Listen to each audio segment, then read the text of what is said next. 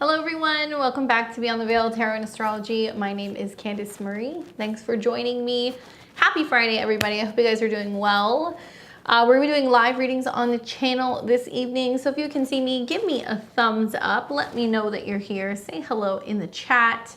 And just as a reminder, for those of you guys who might be watching the playback, so we're recording this live on Friday night on May 24th, 2024. So if you're watching this on Saturday or Sunday, we're no longer live. Sorry we missed you, but we will catch you back here next time. Yeah, so this is the first time that you're joining me. Welcome, my name is Candace. I am a Western astrologer and I also work with tarot to better assess what's going on in the world and in all of our lives while we do readings. We alternate between every other Friday, tarot or astrology, and this week we're gonna be doing tarot. If you want to sign up for a reading, you can get one. You can get in the queue, scan the QR code right up here. This will take you to my PayPal where we are doing readings by donation. You can make a donation of $20 for a 1-card spread or $40 for a 3-card spread. We also take super chat. So what's going on, everybody in the chat? Let's see, is that Cheyenne? Jess is here. What's up, Red Druidess? Hey, Darlene. How are you guys doing? Where's everybody tuning in from? All right, so as always, we take our level 3 members first. So if you have a level 3 membership and you want to cash in on your reading for the month of May, I recommend you guys do it because, well, this is going to be the last live we're going to be doing this month. I will not be here next Friday because I will be traveling. So we will probably circle back, and when I return 2 Fridays from now, I'll probably do astrology. We'll see. It depends on what's going on. Equally, you can join my memberships if you like my content. I'm a full-time content creator. I've got 3 different levels of memberships, and if you join level 3, you guys are going to get a reading with me once a month, and you skip the line, so it's a pretty good deal. So we'll go ahead and get into who I have here. Looks like I've got Rachel, Omar, Alana, and Tara that are all in the queue. Is there any level 3 members that want to cash in on their reading this evening? Give me a heads up, give me a shout out and let me know. What's up, Tara? Otherwise, I will get right into the readings that we have for you guys. And we'll be starting with Rachel, and then Omar, you'll be up next. Sometimes we have like a blast of people that come through here that get readings all at one time. So I'll call your guys' name out when your reading is coming up. We take the readings in the order that we receive them, so I appreciate your guys' patience. Thank you very much. And let's start with Rachel, and let's see what Rachel has to say. What's up, Rachel? Looks like Sage Moon got in there too. So Rachel says, hey Candace, I hope you are well. My questions for tarot concerns romance and a new job. First, is the new job worth it and should I keep at it? Also, I have a little crush on someone, but I don't know if it's worth giving so much energy. Thank you very much. Okay, so do you want me to do 2 separate cards for the 2 separate questions? We can take a look at one for each, or do you want me to pull a 3-card spread and talk to you about the overall energy and see if one of the 2 topics is mentioned? Let me know. I want to make sure that you get the reading that you want. Okay, cool. So what would you like me to take a look at first? You want to just start first with the job then? First is the new job. Is the new job worth it? Should I keep at it? And then we'll take a look at the crush and see. Okay. So make sure I give you the right one. 3-card spreads. We'll do 3 cards. We'll see which one kind of comes up, so that makes it easier. All right, so let's take a look. Is there more focus on what's going on with the new job or with relationship stuff? In this order. Ooh. Well, this is kind of positive for both of these things, to be honest with you. You've got a little bit of romance, a little bit of money stuff, and a really positive card that is kind of indicating that this is a time to stay focused, to be strong. Strength is a major arcana card, so this card kind of comes up that talks about handling situations delicately. Not feeling like you have to force anything, not feeling like you are going to be giving up or lacking motivation. Strength card is obviously a beautiful bright yellow card. So this talks about like liveliness, creativity, excitement, Also, this is a card that has connections and associations with Leo, as does the sun. But you notice with the Strength card, she's like embracing this wild animal, right? She's kind of like, there is this situation. I don't know how it's going to go. I don't know if it's going to work out or not work out. But the beauty of the Strength card is saying if you remain open to new opportunities, that can be romance, that can also be work related, that positive things are going to be coming your way. Now, this is also an 8. So it can be basically saying over the next 8 weeks, within like the 8th month. Obviously, we're coming into June right now, so this is kind of giving you a working time between now and when the sun is going to be in the sign of Leo. So that'll be the second half of July, okay? So that'll be a little over a month, and then going into August of this year. So it's giving you a time frame. It's also saying focus on what makes you feel the most creative, what makes you feel the most loved. Where are you able to kind of like surrender? This is a card that's also about surrendering to situations that might be bigger than you. It's kind of like, I don't know what this job is going to hold, but I'm going to trust in the process. I'm going to be confident. I'm going to exercise some form of emotional strength, obviously professionally showing up and really giving it your all to see kind of what happens. In a love sense, this can also kind of indicate that you're not trying to control the outcome of a situation. You're more going into it being like, I'm really open to see where this connection takes me. This can be a little bit more of like a romantic and playful type of energy that comes up with the Strength card as well. And it's about embracing vulnerability and like being open when it comes to connecting with another person. Now, the second card that you get is the Knight of Pentacles. So this can be talking about, Pentacles is the connection to earth. So it can involve money, it can involve growth, it can also be about resources, it can be about health. Generally, this has more of a connection to taking your time. Generally, when we look at any of the knights, they can be messengers. So they can be bringing you a message of some kind. I like the Knight of Pentacles. I think he's my favorite of all of the knights. He's definitely the most reliable. This is about slow and steady, winning the race, not rushing to get through something or not making any rush decisions. So this can also be talking about earth sign people. So it can be talking about, Virgos or Tauruses or Capricorns in terms of romantic relationships, earth signs. But it can also be about when you're approaching, kind of getting to know somebody, taking your time, not feeling like you have to go 0 to commitment, or really kind of sitting and thinking about, okay, when do I make my move? How do I approach this person? Or what's going on? Why are they taking so long to catch my signals that I'm sending them? In a professional and a financial sense, this can also be an indication that there is good news that's coming in terms of building on your career, bringing in more money, being, I think, really resilient as well, and being able to really kind of carry yourself in a more professional, manner, being serious about your career development and being committed to growth within your position. Can be a message that there is potentially some incoming opportunity to make more money because he's carrying a pentacle. So it may mean that you're going to get a review. They're going to say, hey, you're doing a great job. We really, enjoy you being here. We value you. We want to give you a bonus, or we want to kind of offer you something of value and appreciation, because there's an exchange aspect here with the Knight. Then the final card that you get is the Two of Cups. So this is the card of relationships coming together, mutual kind of like appreciation, accepting of offers. So this can mean that maybe you're telling yourself, okay, I'm going to give this to the summer. I'm going to see how it goes. I'm going to see if it's actually like panning out, if I feel appreciated, if I feel solid in this position, if I like the money that I'm making. And likely you're going to find, you know what, it's actually like I've gotten used to this position. I like it. I like who I'm working with and who I'm working for. Relationships that you have with people professionally or with clients may actually go pretty well. For me, this is kind of saying if you're staying true to the things that you know that you want, and also focusing on the value that you're hoping to bring from your career and also from your romantic relationships, and really seeking things that are quality, because that's what the Pentacles are about, you'll be rewarded. So the Two of Cups is saying like you may actually find that sticking around, playing the long game, getting to know somebody and like putting yourself out there may actually materialize in the kind of the blossoming of a really beautiful relationship. Two of Cups can be about offerings. It can be about somebody offering you more. It can also be about somebody asking you out to dinner, asking you on a date, or sharing their interest in you with you over like dinner, you know, or drinks or something like that. So I do see relationships, both professionally and romantically, getting stronger as the summer goes. And it looks like if you can be patient, good things are going to be coming your way. Okay.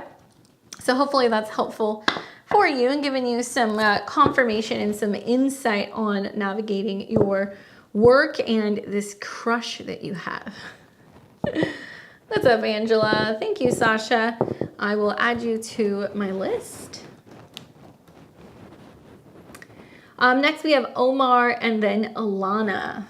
Omar and then Alana. Omar says, good evening, Candace. A few weeks ago, I asked you whether I should stay or leave my job. Well, yesterday I had an outburst and I quit my job. I didn't follow your advice to try to work things out. I just want to know what my spirit, I think your spirit guides have to say regarding your choice. You are a Libra rising, Sun in Sagittarius, Moon in Taurus, Mars in Scorpio, Venus and Mercury in Capricorn. Well, you are welcome. Rage quitting, okay? As a fellow Libra rising, I feel you on that. I think that really the challenge may perhaps be coming from the fact that Jupiter has been in conjunction to Venus, okay? So Venus rules your chart. And Venus has been going through this 8th house of joint resources, karmic entanglements, other people's money, your relationship that you have to others. And that conjunction to Jupiter could have resulted in like an outburst in the last couple of days in terms of being like, I just want to end this. I just want to be free. Uranus has been there as well. So that might be part of what has happened. And let's take a look and let's see what the cards say and what the advice is in regards to this situation in this order. Okay. So 3 of Cups, Ace of Swords, 5 of Cups. The 5 of Cups marked with the Page of Pentacles as a confirmation. So for me, I kind of see this as, 3 of Cups talks about coming together, working together, unifying, trying to find a way to work as a team, emotionally relating to other people. But sometimes, like with a question like this, if the 3 of Cups comes up, to me, it kind of feels like there's too many cooks in the kitchen. Now, you may not like be somebody who works in a restaurant, but it can feel like there's too much going on involving other people, or where other people are slacking off or not taking things seriously, or other people can be like annoying or overwhelming, or there can just be too many people all at one time that are involved in a situation that can be overwhelming, right? 3 of Cups talks about basically more than one person kind of intervening in a situation. Cups do deal with emotions.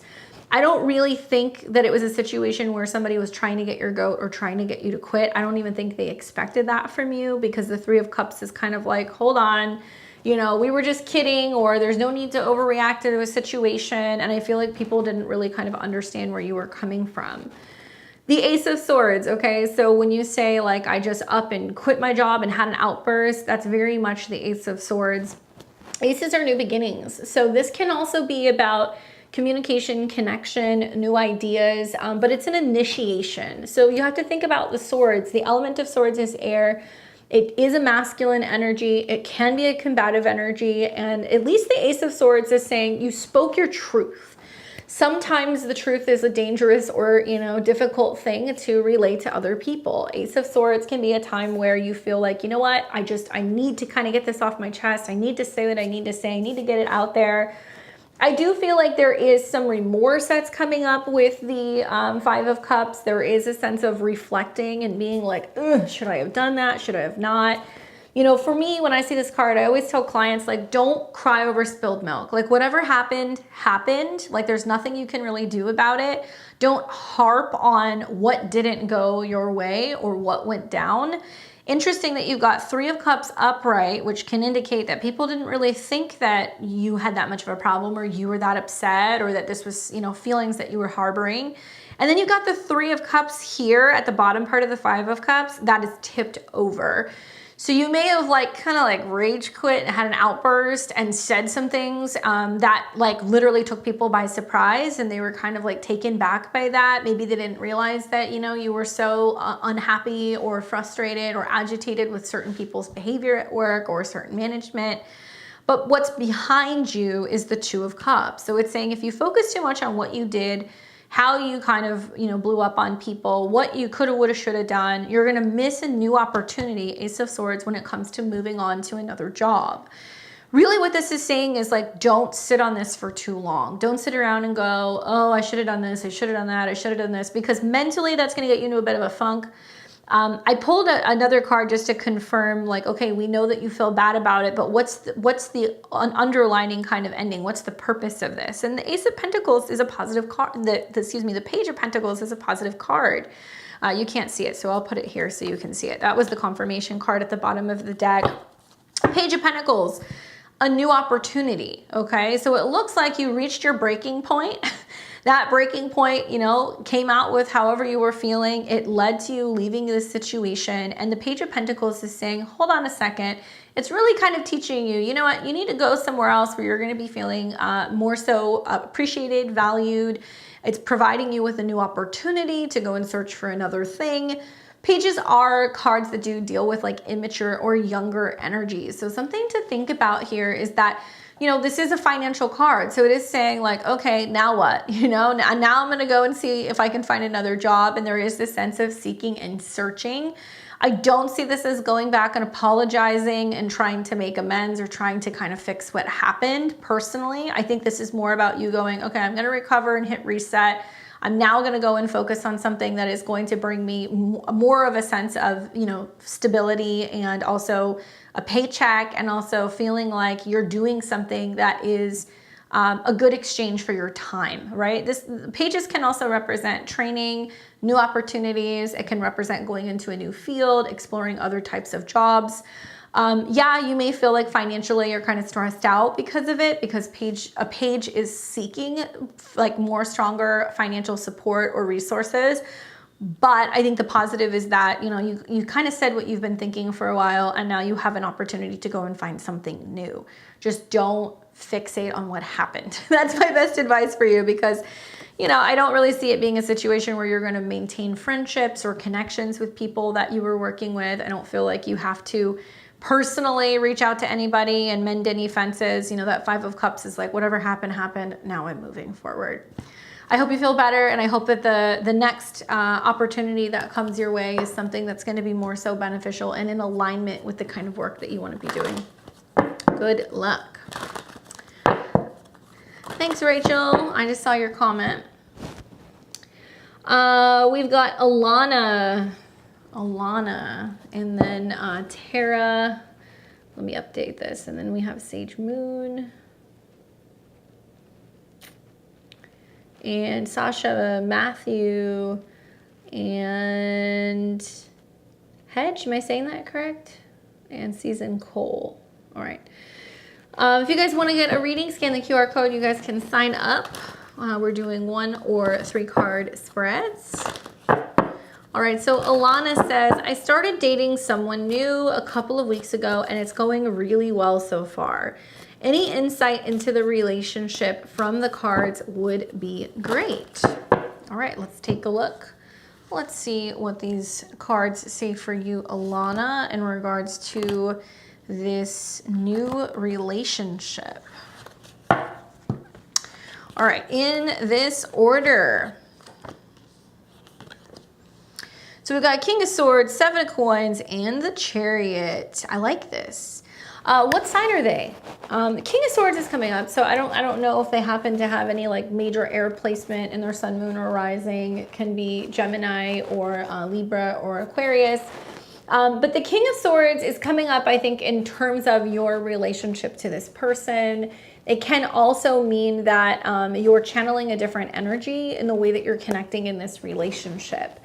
Knight of Swords is about being direct, honest, well-spoken, intelligent, excellent communication, and just a really solid sense of feeling like You know what you're doing. So maybe you feel like the intellectual connection, the communication connection is like amazing with this person, and that you're really connecting in a way where you're feeling like heard, and that it's like adequate exchange, and there's thought and planning and like some kind of goal, because kings want to rule over something when it comes to what you guys are doing together. You may feel like they're very mature when it comes to, you know, communicating and expressing their feelings or their plans for the future. So I love that card that they're coming up as a king. That's pretty solid if you're kind of sussing out whether or not this has potential, and if that person is actually serious about your relationship together. The next card that we get is the Seven of Coins. And so this is interesting because for me, it has a similar energy of like Two of Coins, where there is an assessment that's going on, where the Two of Coins is kind of wavering. The Seven of Coins is still questioning whether or not there's going to be something that's going to come of it, or if there's going to be some kind of growth. But there's commitment at the same time, because if you notice, he's standing there, he's overlooking his garden, he's planted the seeds, he's waiting for the garden to grow. So this tells me a couple things. Number one, patience and persistence is going to be the key with this relationship. Taking your time, seeing it through, getting to know each other, really kind of laying the groundwork for having a really healthy foundation between the two of you, not feeling like you need to rush things. Seven of Coins can also be about you're doubting whether or not, well, am I wasting time? Or maybe you feel like there is some kind of pressure relating to time, or maybe you're afraid of investing time into a relationship, not knowing whether or not it's going to be fruitful. The positive thing about this card is that there is, like I said, this sense of commitment and being like, okay, here goes nothing. I'm planting these seeds and I'm hoping that it ends up being abundant.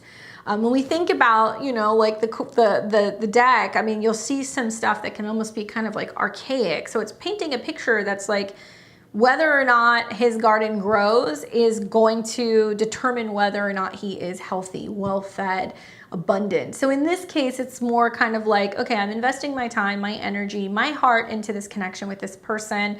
I don't know where it's going to go, but I hope it ends up being time that was well spent. So I do think that, you know, right now there is a sense of giving yourself at least up to 7 months working time, or within the 7th month, which is coming up here pretty soon, a little bit more than a month. We're going to be in the month of July. But I would say don't hesitate, don't delay, don't have doubts, don't hold yourself back, don't keep your options open, nothing like that. Like really focus on what's in front of you and really give it your all. What's beautiful about the final card that's coming up for you is the Chariot card, okay? So the Chariot is about forward motion. This is also the month of July. This is connected to Cancer. So it's very obvious there is going to be some kind of like momentum that's building up through the month of July. That's more about talking about where you're going, okay? I see you're an Aries sun, Virgo moon, Gemini rising. So, you know, being a Gemini rising, having Jupiter going into your sign, and Jupiter rules your 7th house of relationships, basically means that you're going to have no problem attracting partners, right? Jupiter on your ascendant is going to be about somebody being on you like Velcro and really inspiring you to grow, 7 of Pentacles, as a person and be more optimistic about what the future holds. This could also mean that you're more likely to be traveling with a partner, going on road trips, you know, going and doing stuff, like whatever that involves, going places and getting to know each other, and also exploring options for the future. I do think that the Chariot card can talk about, well, while you're traveling or going places, there is more discussion about what you're hoping to achieve. When we think about the Chariot, there's 2 different horses that are connected to the Chariot. One that is the black horse, one that is the white horse, or in this case, the Sphinx. But it can be about trying to channel 2 different forces and bringing them together and being able to create a stable path forward. Oh, that's him. That's okay. So you're Virgo rising. So you have Saturn in your 7th house, then you have Jupiter going through your 10th house. So it's going to be about relationship growth and changes to your status. So for both of you guys, a lot of the same similar things. And also, like, you know, if you're a Virgo rising and, you know, they have their moon on your ascendant, you have that kind of connection as well. So there can be a sense of wanting to kind of go wherever you are. But the Chariot's cool because it's basically saying, like, you may start talking about, yes, this is where I'm hoping my future is going, and this is what I'm hoping to, you know, achieve in a relationship, and what do you think, and what do you want to do, and like, what can we do together, and finding ways to integrate each other into your life plans. The Chariot can also be about goals. It can also be about home and living situations. And so just knowing what I know about Virgo risings is that, you know, you're going to have that Jupiter transit in the 10th house, which means your status is going to change. It's great for career. There is going to be some questioning as Jupiter starts to square Saturn this year about, you know, what's most important, my career and my status, or my relationships. And, you know, for them being a Gemini rising, they're definitely going to have you around. So I don't think there's going to be any issues in terms of the compatibility. I think if anything, what's really going to be happening is that there needs to be a sense of really getting to know each other, building that foundation, having lots of conversations about where you see your life going. And then as you're getting closer to Cancer season, there's going to be more discussions about this. But it is possible that this can be leading to a relationship that could have profound effects when it comes to your home and your living situation. And like whether that's moving in together, buying a house together, having a family together, you know, these are the kind of things that we see connected to the Chariot card. And I don't think you're wasting your time. I think that this is actually a really good indication that if you take the time to really grow the relationship, it can be very solid. Just have a goal and be goal-minded and be talking about where you guys both see yourselves going and then work together, right? Anyway, I hope that's helpful for you. Let me know if you have any questions. Oh, thanks, Red Druidess. Let me see. I set mine for one card, but missed asking a question. I'd like to know about my health this year. Okay, let me add you to my list. Let's see. What was your first name, Red Druidess? Just so I know who you are in my PayPal.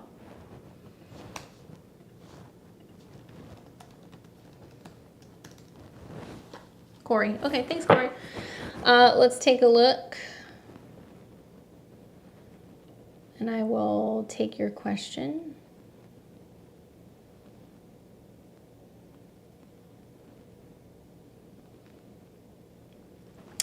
Okay, so we have got the card reading for Corey. Okay, so let's see. So I set mine for one. I'd like to know about my health this year. I have goals with losing weight and strength training, but also eating clean as possible. All right, let's take a look. Hey, Omar, you didn't have to do that. Thank you, though. That was me, not you. All right, let's take a look. Let's see. All right, so what can we see about Corey's insight into her health goals and things that are going to be changing with strength training and eating clean? What kind of advice do you have for her on that path? All right, so we have got 5 of Cups, Queen of Wands, 7 of Wands. Well, what can I tell you? To me, it seems like there is finally getting to this point of like being ready emotionally and physically to kind of like move out of a funk. Okay, so the 5 of Cups coming up is the first card. I hope that's not the card of the evening. We've already pulled it twice. We'll see. Does talk about feeling down. Sometimes this can be about feeling, you know, defeated or having some emotional hang-ups or some things that are coming up about feeling disappointed and like not knowing how to move forward. Sometimes this is a card of grief, depression, loss, or just kind of feeling like stuck and not knowing how to get out of your own way. This is in the prior or the past position right now. So it's saying this is what you've been dealing with. Then we have the Queen of Wands coming up with the 7 of Wands. So the Queen of Wands is an awesome card. Like if you're pulling, you know, asking questions about fitness and activity and things relating to kind of getting your mojo back, this is the card that you would want to pull. The Queen of Wands is daring, right? She is feeling like she's got tons of energy. She's confident. You can't, you know, like beat her down. Like there's no way of being able to stop her. This does represent generally somebody who's got some kind of fire element. So it could be you, but it could also be an Aries, a Sag, or a Leo that can kind of come into your life. That can be a coach, a motivator, a trainer. It could be a friend. It could be somebody generally who has kind of like lighter complexion and red hair. I can see your picture, so I'm wondering if this is you. So it may mean that you're channeling some of that energy where you're like, you know what, I've got this. Like, I'm gonna like light a fire underneath myself. I'm gonna be really focused on what I can make happen. I'm not gonna be living in the past. I'm not gonna be beating myself up. I'm not going to be oversleeping, overindulging, drinking, drugging, because sometimes that can come up with the 5 of Cups.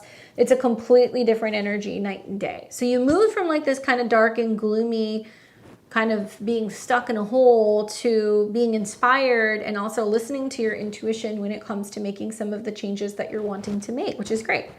But this is also about reinventing yourself. Like the Queen of Wands knows that the best way to work with the element of fire sometimes is to burn something down and to completely start over. So part of the creative process for you with this is like a complete and total mind, body, spirit kind of makeover, right? It's not just about how you look. That would be more pentacles. It's more about how you're getting your groove back, how you're learning how to be more confident, more comfortable in your skin, working out in a way where you're listening to your body intuitively, and you're also finding ways to stay active in a fun way.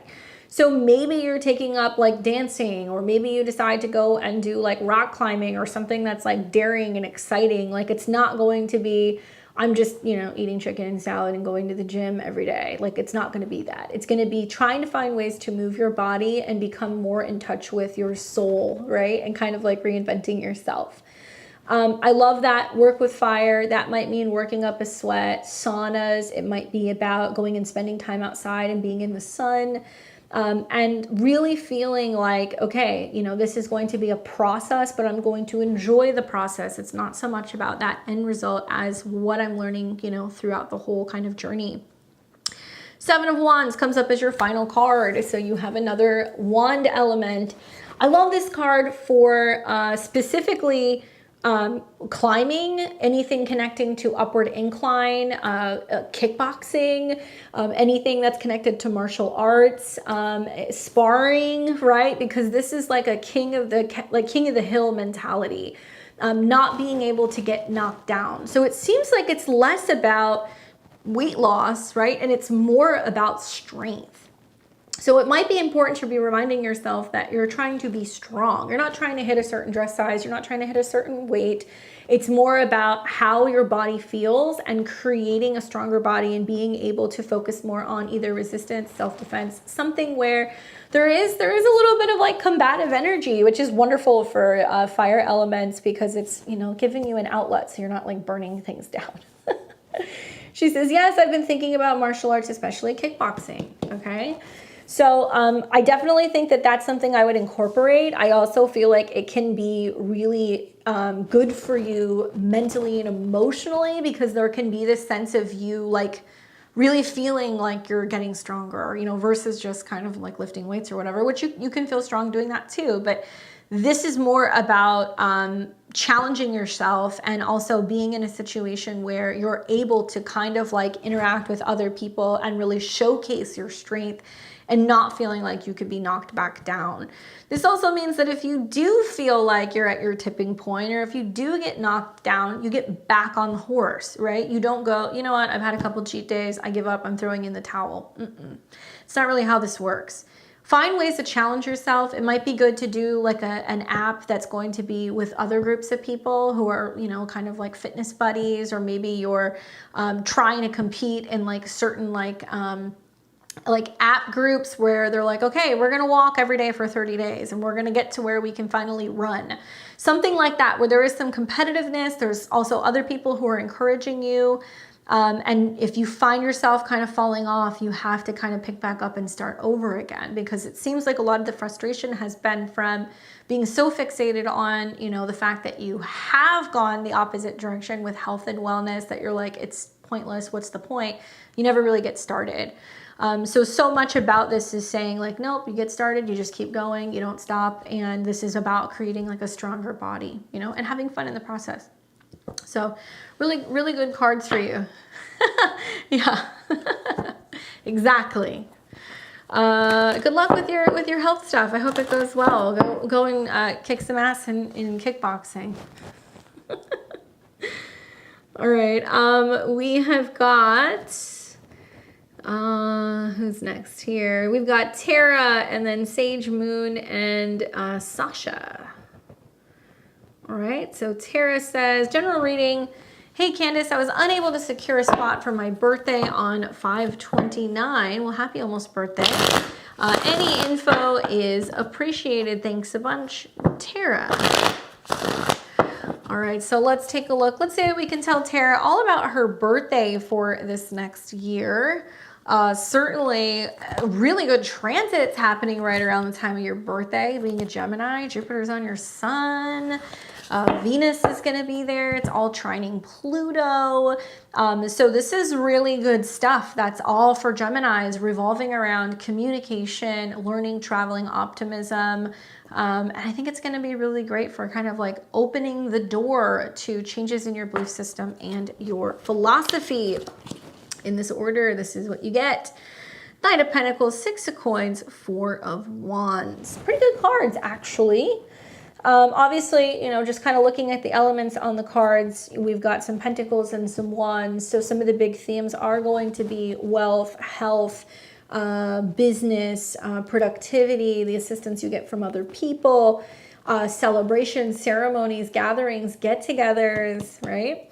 Wands are about passion and creativity and sometimes open the door for adventure as well. Basically, the long and short of it is, with Nine of Pentacles coming up in the first position, this is about approaching this year and really taking stock in, okay, what do I want to be doing? Whether this is career-wise, health-wise, financially, that can also be a year that is about you investing in something. That can be investing in travel, which may be the case with Jupiter in your sign.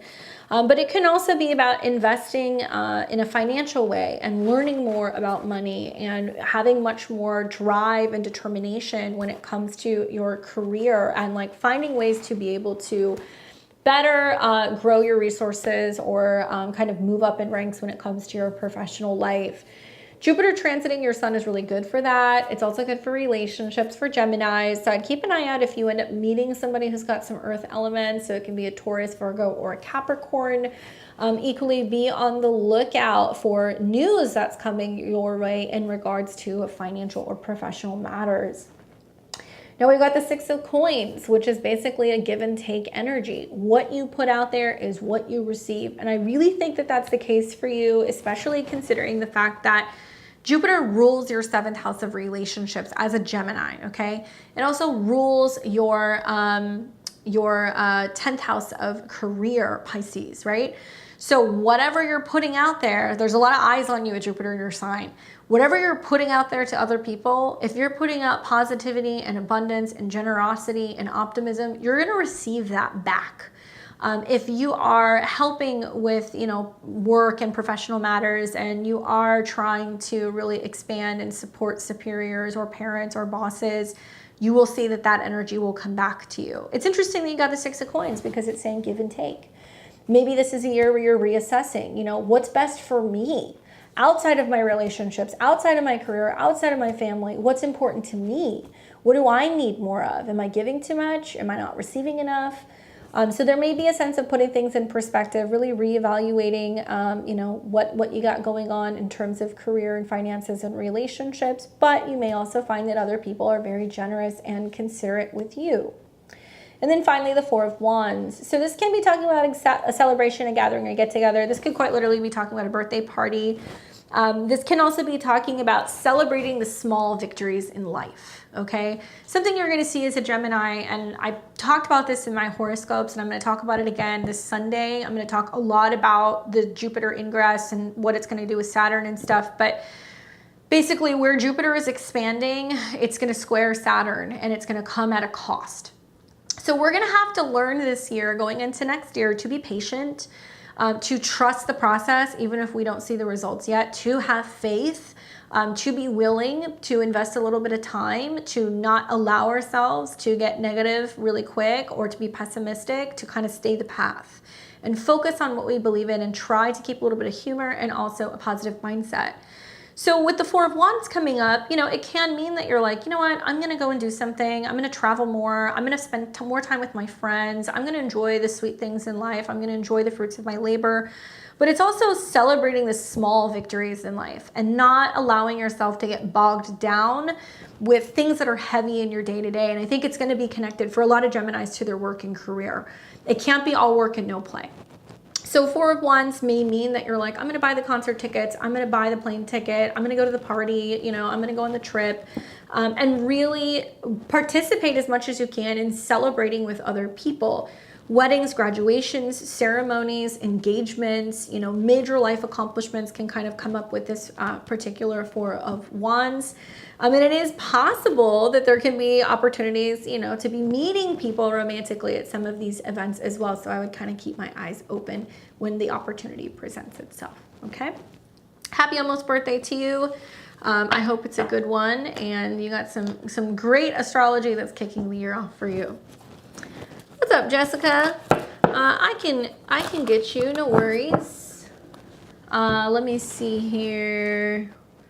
Let me put you in my level 3.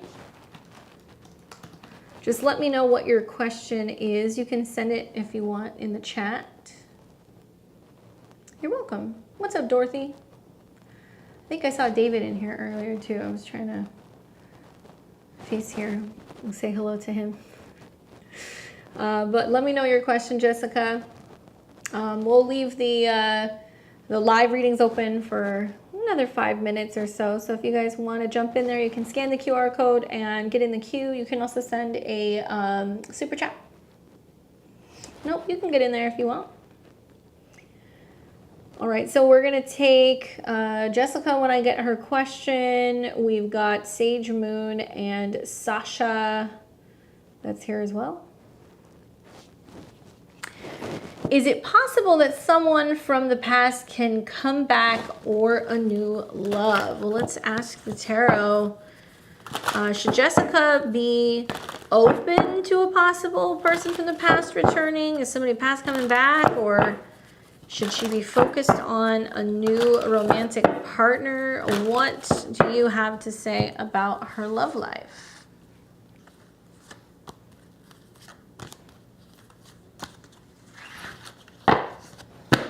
In this order. Wowzers. Well, I guess really the question that I have for you, Jessica, because I'm looking at the 10 of coins in the Hierophant, is what are you looking for? What are you looking for? Because for me, some of my long-term commitment, you know, not all relationships are meant to be like forever, right? But my long-term commitment cards would be like the Hierophant, it would be the Lovers, the 10 of coins. Okay, that's what I thought. These two cards in combination for me, because the Hierophant is about, you know, your place in society. It is about structure. It is about your identity and identifying as a part of a relationship and something that can be like a ceremonial commitment. And 10 of coins is about long-term commitment and investment. Personally, I feel like if these two cards are coming up, it's more about asking yourself, what is it that you want? Not, do I go to the past or do I worry about the future? It's what are you looking for? It's trying to get you to focus on that. It's kind of funny that you got two majors. So we've got the Strength card and the Hierophant card. This is the card that talks about August. This is the card that talks about May. So it's very obvious that there is a reassessment of your long-term goals when it comes to relationships now through the month of August. My advice is this, you know, the Strength card is a funny card.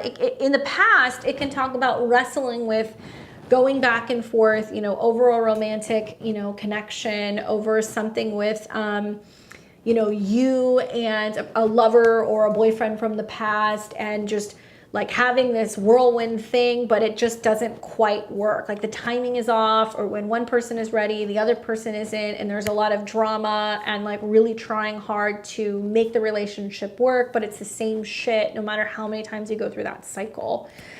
So there's something here that makes me feel like the Strength card in the past is really asking yourself, okay, do you want to go back there? right? Do you want to go back there? That is the question. And before you do that, you want to ask yourself, does that relationship connect or correlate with your long-term goals? Do you really see yourself being in a relationship with that person? Do you see them being grown and mature enough and ready or capable enough of being able to be someone who can give you what you want in the long-term goals? That's the question. There was someone who I had a fling with, but it didn't pan out due to me not being vulnerable, and he kind of came back, so I don't know. So focus more on where you're going. If this is somebody who you feel like is ready, and if you can drop the drama or sometimes the strength card can be, the immaturity or the back and the forth and struggling with the situation. If you can leave that in the past, your future is looking pretty positive. If anything, this is more saying it's less about who the person is. It's more about the fact that your life is about to change and it's going to go in the direction of a serious long-term committed relationship. It looks like whether this is the people coming into your life or the relationships that you're getting involved with, they're all geared towards, yes, I am looking for a long-term commitment. I want to build a life with somebody. I want to physically, financially, emotionally, spiritually build with another person. And part of this might be about this realization. Like the Hierophant can be talking to a priest or a pastor. It can be talking to a therapist. It can be talking to a lawyer, a teacher, somebody who's guiding you. And I think really what it comes down to is that whoever it is that you're working with and what they're talking to you about, if it is your therapist or if it's this reading, basically saying focus on your long-term goals. If you figure out what you want and you get really clear about that, it's going to expedite and speed up the dating process because you're going to meet somebody, you're going to know very quickly, this is not the kind of person that I could see myself with. It was nice meeting you. Next. And equally, when these people come into your life, it's going to be a situation where you're going to go, they are on the same wavelength as me. They are saying the same things as me. They have the same beliefs and morals, and they have the same kind of perspective on life and relationships as me. So with that being said, yes, okay, let's get going. So you're in a really significant building period. I would anticipate that the bulk of it is pretty much now through August. You may find, later this month in the fall, later this year in the fall, that there is something solid and stable that you can be building a long-term relationship with that could potentially lead to marriage. It is very possible with this, but we want to leave whatever drama, insecurity, back and forth, like whatever in the past so you can actually focus on building on the future. And this also includes letting go of other people that have potentially kind of come and went, right? Anyway, I hope that that's helpful for you. I hope that that's helpful. Thank you, Dorothy. You're welcome, Jessica. Let's see. So we've got Dorothy. Let's see. Where is Susan? You got to send the question. Metamorphosis time. I like that. Let me see who I've got here because some people are level 3 people, some people are not.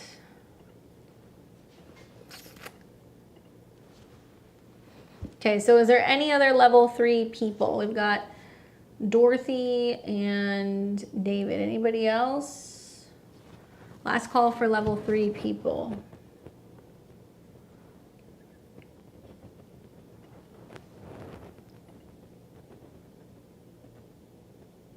Okay. Add you guys to my list. As I tango with PayPal.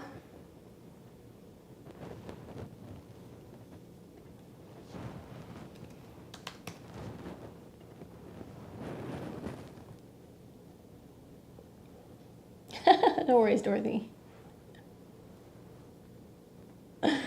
No worries. Okay, Dorothy says, I'll send my question in the chat. Okay, well, thanks, Dorothy.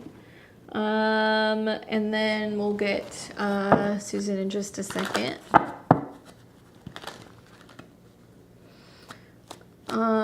Regarding Ryan T.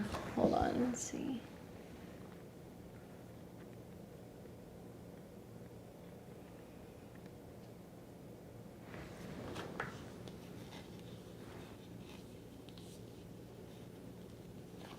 Hey, Queen of Light Bulbs, we answered your monthly question already.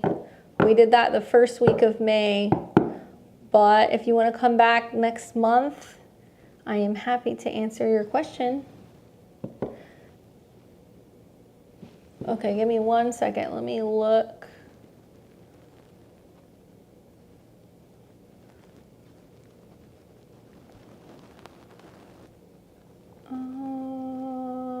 I'm looking for your name here. I'm not seeing it here.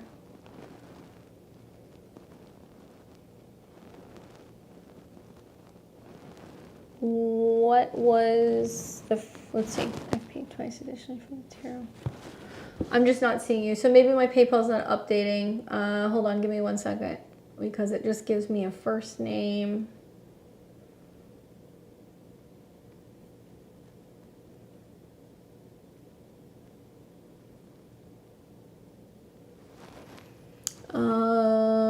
Or an email. Can I get your first name? I don't know why it's not coming through.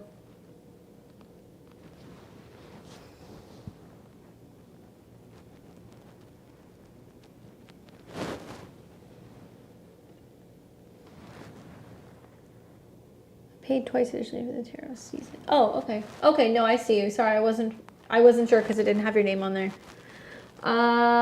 Should Ryan buy the house on... Okay, I got you. You're coming up. So I'll give you guys a list. Sorry, guys. A bunch of people are asking me questions at one time. So hold on a second. So we've got... I've got Queen of Light Bulbs. Dorothy's got a question. David's going to be coming through. And we're going to close the readings now. So if anybody wants to get in, now would be the time. Now would be the time. All right, so let's take Dorothy. Sorry, guys. Mental overload there. And then we will move on with our list. And I'll give you guys an updated list in just a second. All right, Dorothy says, Gemini rising, being changeable and making last minute decisions. I have a question that's about jobs and moving. I'm wondering if it makes sense to apply for different jobs and or move. Okay, so let's take a look. Hedge, I saw you. I got you, don't worry. So let's see, does it make sense for Dorothy to potentially be applying for different jobs and or moving? Gemini problems. These are the cards that I get for you, Dorothy. We've got the Three of Coins, the Page of Wands, and the Emperor. Well, I mean, here's the deal.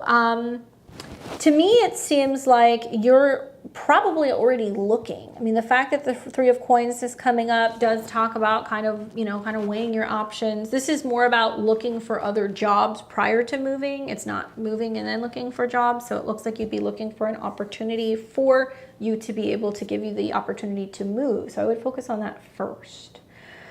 Three of Coins can talk about three different options, weighing your options. It can talk about connecting with people that are in your field who are looking for somebody to fill a position. So I don't think it's going to be too hard to find something. I think the Three of Coins is about going to places where you're going to be seeing people who are posting that they have jobs available. It could be, centers, sites, things like that, where you're going to be seeing people who are going to be posting and requesting people to apply, or also, to be seeing their job posts for interviews. Three of Coins also talks about like a team effort. So it can mean that you see that there is a group that's seeking hiring, or some kind of company that's seeking hiring, or maybe you end up kind of talking to multiple people about a single position. And it's about a team effort. So this can also mean that you end up talking to somebody who's like a headhunter, or you end up talking to somebody who's trying to do job placement.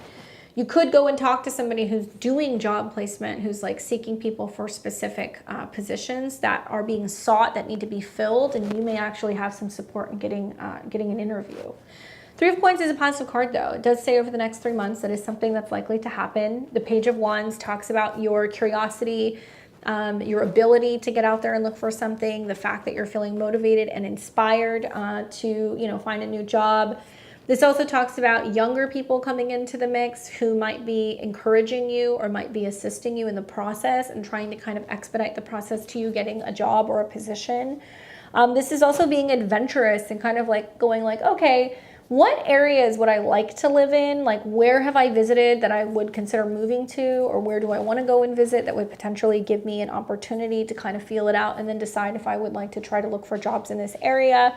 I do encourage you to do that, like be adventurous with some of the places that you may be applying to, because it's going to likely give you a reason and an opportunity to potentially move.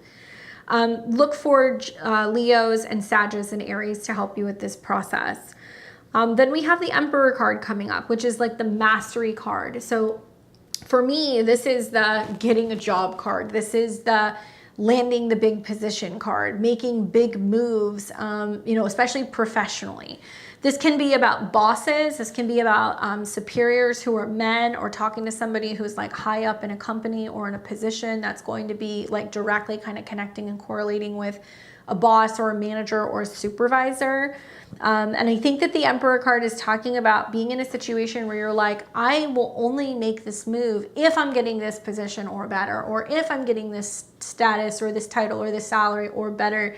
It's about confidence, right? This is a card that's relating to Mars. She says, I'm surprisingly realistic. Definitely moving will follow. I'm thinking I want to get something going before Mars goes retrograde. Well, you got plenty of time.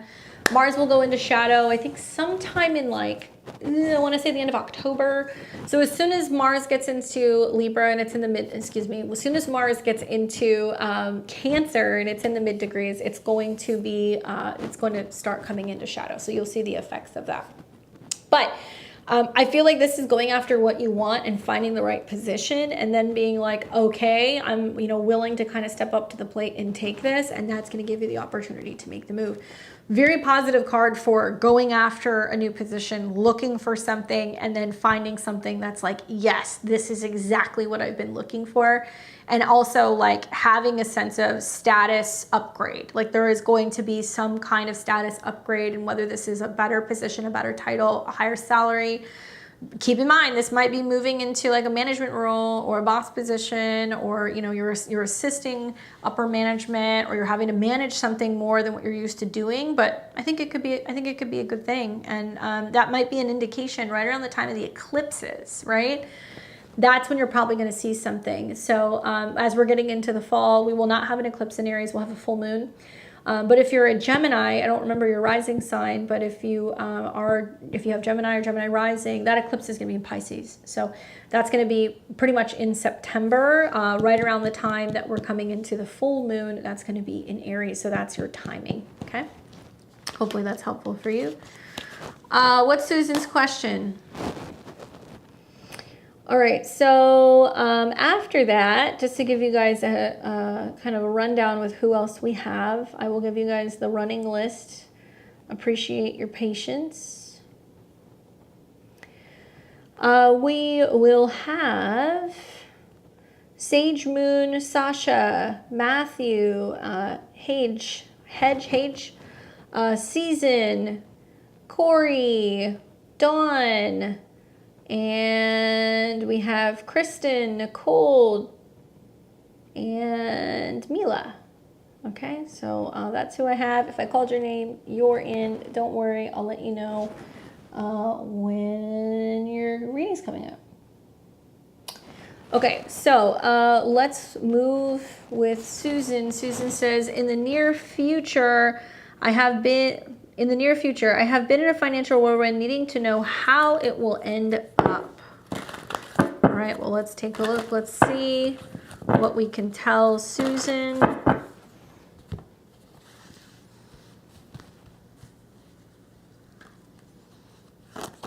Oh, that one wanted to come too. Okay. So it will be in this order. 7 of Cups, Page of Swords, the Fool card. Interesting. So to be honest with you, the whirlwind makes sense. That's very much like the 7 of Cups. If you're not familiar with tarot, this is a card that's just like, oh my God, what's happening? There's so many things going on at one time. There's so many different ways things can pan out. It can feel like there's illusions. It can feel like there's confusion. It can feel like there's too many different ways that something can kind of, play in the future. The positive is that the 7 of Cups is about being hopeful and idealistic and trying to come up with solutions and being creative and kind of like crafty, when it comes to dealing with your financial situations. However, this can also be a card when it's in the past position that's kind of like an ostrich burying their head in the sand. And this may mean that you've been avoiding some of these things, or there has been a sense of, not wanting to deal with certain financial situations that have now gotten to a point that they're out of hand. Maybe there has been some issues where there has been lack of clarity or honesty in relation to your finances and your relationship with other people, because there is some kind of like Neptunian haze that comes up with this card where you're like, I thought this was a good investment, and then you're like, oh my God, that did not go well. Or I thought this money was going to come in, and you're like, oh my God, it didn't play out the way that I thought it would. So it's about coming to terms with the situation, really getting tunnel vision and being like, I need to deal with the situation that's in front of me right now and not getting distracted by other things that are around you, while staying optimistic and also creative with all of the different ways that you may be able to actually either recoup the funds or, make money or find ways to be able to kind of get yourself out of a pickle. But it requires you to look at this from a sense of like a sobering perspective and go, this is the problem. This is how I'm going to handle it. This is what I'm going to do. Don't allow everything, this tornado that's kind of swirling around you, to distract you. That means other things outside of the situation. Don't let them distract you. Then you have the Page of Swords. So the Page of Swords is, it can be about an email, a phone call, a letter, a message that's coming to you. It can mean that you're waiting on information. This is also connected to Geminis, Aquariuses. It can be connected to Libras or younger people. Sometimes pages represent younger people. Pages of all of the royal suit are the youngest energy of the various royal cards. So you have the page, the knight, the queen, and then the king. Pages represent, new beginnings, and to some extent, Page of Swords, you need to be careful because you think about like a kid running around with a sword, right? It could be dangerous. They could poke their eye out. So it's about being careful in how you communicate with other people, and whether that's what information you're relaying to other people, what you're telling other people, being cautious with the information you receive. I do feel actually pretty positive about this. I don't think it's like you're going to get a letter in the mail that's saying like, the world is going to come crashing down. I think it's more about you being like, okay, I have an idea, or I have a new opportunity, or I have an opportunity to have a conversation with somebody about managing the finances. There is going to be possibly either a conversation or something that you sign. There can be a negotiation in regards to your resources as well. So maybe you're able to say, okay, maybe we're going to come up with a payment plan where, you're paying things, off in increments, so it's not all at one time. It could also mean that somebody has a conversation with you and it's like basically like, okay, what do you need? How can I help you? How can I help you make sense of the situation and sort this out? Because swords can be like cutting through things and like cutting down debt, or it can be, having a conversation with like an insurance company and trying to negotiate, the money that you owe. And then they're like, okay, we're going to bring this down. Being also like direct and to the point, not defensive, but being direct with other people about your situation and being really quick to be like, I cannot be participating in this, or this is the last straw, or I'm cutting this off, and really standing up for yourself when it comes to your resources. Then we have the Fool card. Okay, so the Fool card is a major arcana card. We only have 22 of them, so when it shows up in a 3-card spread, it does mean that there is something significant changing. I see the Fool card coming up as basically like a fresh restart. It's like starting over. Not like the Tower. The Tower is like the oh shit moment where, the rug's pulled out from underneath you. The Fool card is basically saying, because of this situation, maybe it's made you really think about your resources and your finances and realistically what you can and cannot afford, or realistically, where you need to make some changes to your lifestyle or your financial situation, and kind of making lemonade. It's like a change of your mind, and you're looking at things being like, okay, instead of being stuck in this situation, I'm going to look at it as an opportunity to downsize, to move, to relocate, to travel. That can be coming up as well, because the Fool card is about letting go of any fears or anything that's kind of holding you back. It's about fresh starts, new beginnings. This is also about like going into a situation where you're optimistic and you're hoping for the best, but it's also a reminder to not get suckered into something. Don't be too gullible. Expect that there is definitely going to be some opportunities, definitely for you to hit restart when it comes to your financial challenges. But it's going to require you to get out of your comfort zone. This is a card that's also associated with Uranus. So it means that wherever Uranus is in your natal chart right now. So I don't know what your rising sign is, but Uranus is going through Taurus. So what this is doing is it's radically changing and upsetting and disrupting possibly resources. In the process, it's doing that because it's trying to set you free. So, you know, for a lot of people, it's like people are realizing, no, I don't want the homes and the expensive things and the this and the debt. And people are actually like downsizing their lives because of this transit, especially with Jupiter being there the last couple months.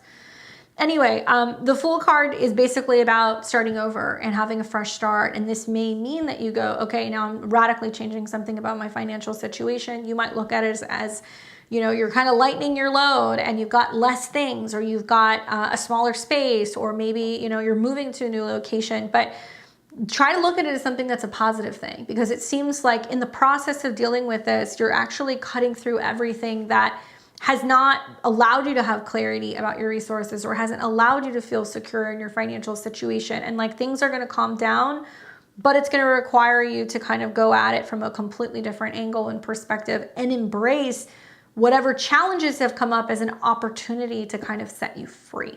Okay. It looks exciting nevertheless, and at least getting out of being in a state of mind of feeling like you're kind of, you know, frozen in fear. Now you're like being thrown into action and you're like, okay, time to definitely make these changes. So I hope that's helpful for you, Susan. It looks like it's going to be quite the adventure for you. All right, so we have Sage Moon, and then we'll have Sasha, and we will have Matthew. What's up, Danielle? So let's see what Sage Moon has to say. She says, hi, Candace. I have my North Node in Capricorn, 16 degrees. My Sun is also in Capricorn, 19 degrees, both in my 10th house. Capricorn also rules over my 11th. I continuously struggle with anything communication related at work, even gossip and slander, especially when I'm doing good. You said when the transiting North Node reaches my ascendant, Pisces 26, that I would see some changes. But what can the cards tell me about any blockages I have in my career? Is it relevant to this transit? I've worked so much on proving myself and I'm over it. So let's take a look.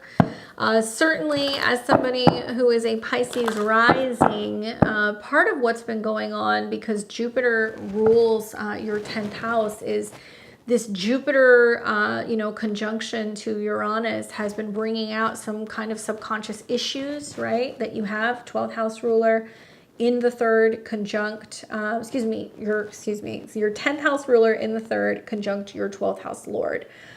This has been about mental stimulation, feeling overwhelmed with communication with people at work, any doubts that you have coming up, anything like that. And like, surprisingly, like Jupiter 29 and the conjunctions have not actually been as positive as I think a lot of us astrologers have thought they were going to be. But you'll start seeing the wheels turn, especially right around the eclipse in the fall. And then, yes, as you get into next year when the North Node hits your ascendant. Also, really strong Saturn signatures, Capricorn stelliums, 10th house stelliums, Aquarius stelliums, whatever. There is a sense of having, holding yourself to a different standard. Okay, so there can be a sense of holding yourself to a different standard. So when people are doing things that are not ethical, or that are not kind, or not mature or responsible, Capricorn placements can basically, you know, have a really difficult time understanding or comprehending why other people will act like that. It's pretty common. Anyway, in this order, this is what I get for you. So Wheel of Fortune, the World card, and the Knight of Pentacles. Well, there is you on your horse. I could definitely see that with your really strong Capricorn signature. But I feel like this is, if I were to read this, right, it's kind of like moving on to bigger and better things. Like, I'm not saying let it slide off your back, but there is a sense of like transcending some of this stuff. And definitely moving into a situation where you're like, I'm not going to partake in any of this, you know? The Wheel of Fortune talks about positive, optimistic things on the horizon. Also, this is about Jupiter. Okay, so Jupiter is now getting ready to go into your 4th house in Gemini. So it means you may find that you're becoming more of a homebody, you're moving, you're going to be spending more time with family, listening to your intuition, reflecting, all that fun stuff. But it says the wheel is turning. So it's like Okay, we're actually moving through things. This is a good thing. You're processing things, and it's saying that you are going to be rewarded for some of the work that you're doing. Then you have the World card, which is not just about the process of going through things, but it's completing. It's interesting that these are both circular, so it talks about going through something. Wheel of Fortune isn't always positive. Sometimes it's good, sometimes it isn't. But certainly when that's coming up with the World card, it is saying that you're learning your lessons faster. You're moving through things faster. You know, certainly if you have a lot of that kind of Capricorn placement, there can be a sense of you being an old soul. And so you can get frustrated with other people who are kind of like, you know, going off and gossiping or like trivial stuff that can just frankly be super annoying.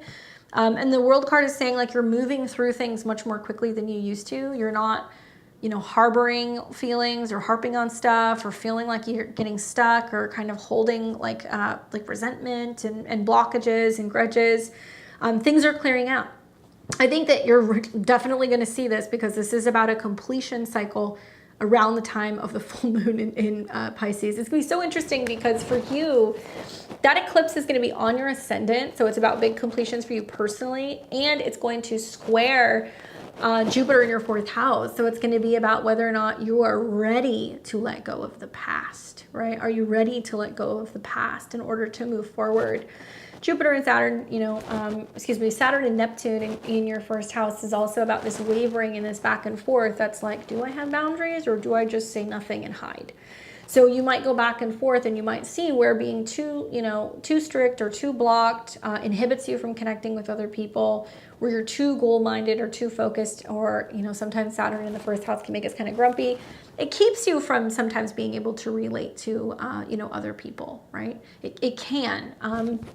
The other thing to think about is that, you know, the Knight of Pentacles is about moving through these things. He's on his horse. He's moving in this direction. This can be about moving through things and kind of really reevaluating who you are as a person, what your values are, what your goals are, where you're hoping to kind of put your time, your energy, your resources, right? Saturn rules your 11th house. So because it's in your 1st house, it means you're super goal-minded and super focused on career and about productivity and your vision and creating your own reality. And that sextile that you've seen between Jupiter and Uranus has been, you want to keep that in your mind at all times. You don't want to lower your vibration with petty bullshit. So you can be more critical and more selective of the people who you're around, including those who you work with, right? Capricorn 11th house. You're like, I can't be friends with these people. So there's something that's kind of going on here with that Knight of Pentacles that tells me that you're able to move away from some of this stuff, to do it in a graceful manner, to do it in a way that's not combative or confrontational.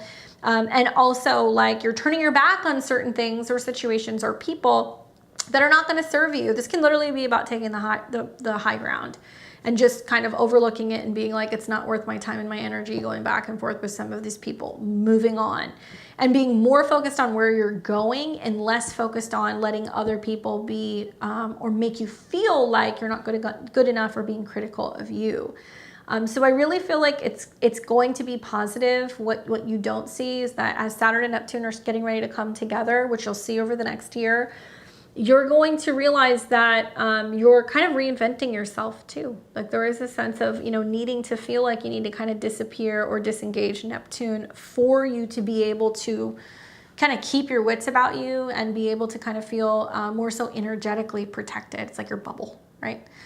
So it can be about psychic protection and exercising, you know, like whether or not you're soaking up other people's stuff. It can be about working with sprays and baths and salt scrubs and, you know, other things that you need to kind of just like remove other people's ickies. Otherwise, even if you're not really communicating with them, if you're around people or those environments and you're absorbing that, it can make you feel kind of gross. So best way to go with the Pisces rising is like foot soaks, baths, pedicures, you know, swimming in bodies of water, getting like a essential oil spray that you can spray on you, you know, maybe carrying or wearing some fluorite.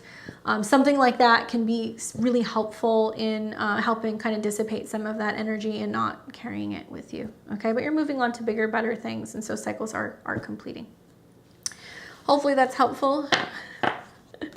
Capricorn risings or Saturn in the 1st, like I said, Capricorn stelliums, Aquarius stelliums, that Saturn signature, it's like, you know, they hold themselves to such a high standard that when other people just can't even barely meet you halfway, it's like, oof, the nerve. Thank you. I hope that's helpful. All right, we have Sasha, and then we have Matthew and Hedge. So Sasha says, desperate to know if I'll be able to pull off moving to a new place this year. Finances have been tough, and if I can progress any further with my long distance crush. I'm a Pisces sun and rising with a Cancer moon. That's a lot of water. That's a lot of water. So let's take a look. Is there anything that comes up for you in regards to moving? Maybe your long distance crush. Certainly there's gonna be a lot of back and forth with a crush. You're gonna see that with the Mars retrograde. That's gonna happen at the end of the year into the beginning of New Year's, because it'll be in your 5th house. Okay, but let's see. So here we go. In this order, 5 of Swords, Knight of Pentacles. Knight of Pentacles is quickly becoming the Knight of the Night, or the card of the night, and then the 4 of Swords. Okay, so like tarot aside, the astrology for you with a Pisces rising and Pisces sun. Jupiter rules your chart. It's going to be in your 4th house. Okay, so Jupiter is moving through Gemini, which is about flexibility, expansion of home and options, and kind of going back and forth, but potentially between 2 places.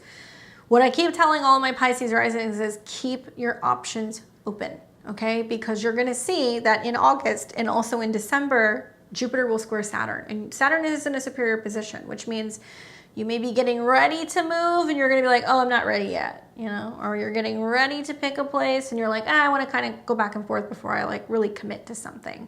So keep that in mind. Those are the more difficult months to move.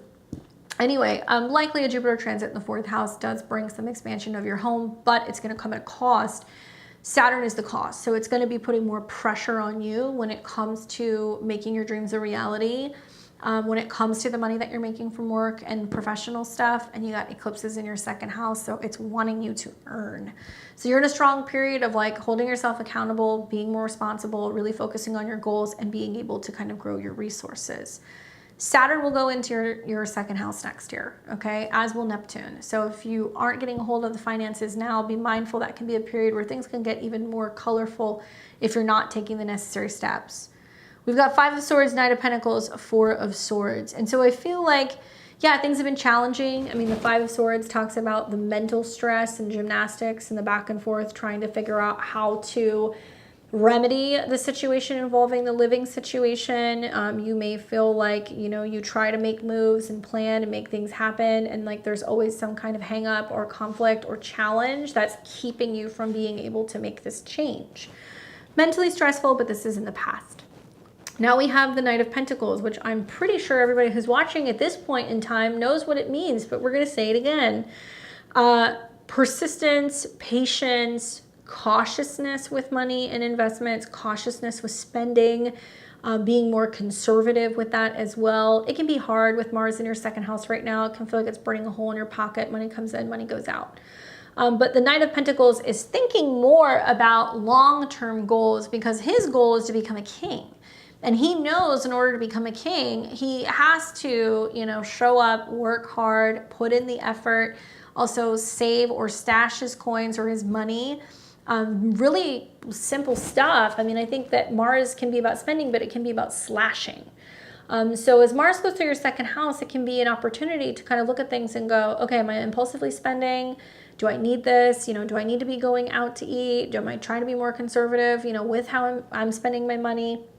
And I think that the Knight of Pentacles is about taking a slow and steady practical approach to your finances and really thinking about your long-term goals. And when you start reassessing spending habits and going, okay, do I need to be getting Uber Eats? Like, do I need to be having an expensive car payment? Like, do I need to be going on trips? Like, there's going to be something that's going to be coming up where you're going to go, this money could be better allocated. If I have a goal, I'm going to stick to that goal and I'm going to be setting money aside, or I'm going to be finding an extra way to bring in income so I can make this move possible.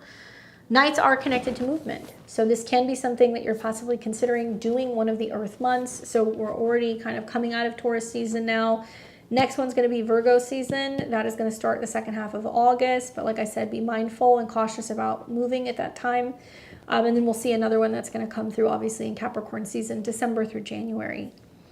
Final card you get is the Four of Swords, which is saying right now the best option is to kind of sleep on it, right? This is the card of no action. So it's saying you're not doing it right now. It's something for at least the immediate next like 4 weeks to 4 months. You're saying, okay, I'm not going to be moving. I'm coming up with a plan. I'm focusing on my resources before I make a move. Four of Swords can also be saying that it's a situation that needs to be tabled for other reasons, right? So there's something here about the Four of Swords, and the confirmation card is the Ace of Wands, where it's going to take about an increment of 4, it could be up to about 4 months before you decide to make a move.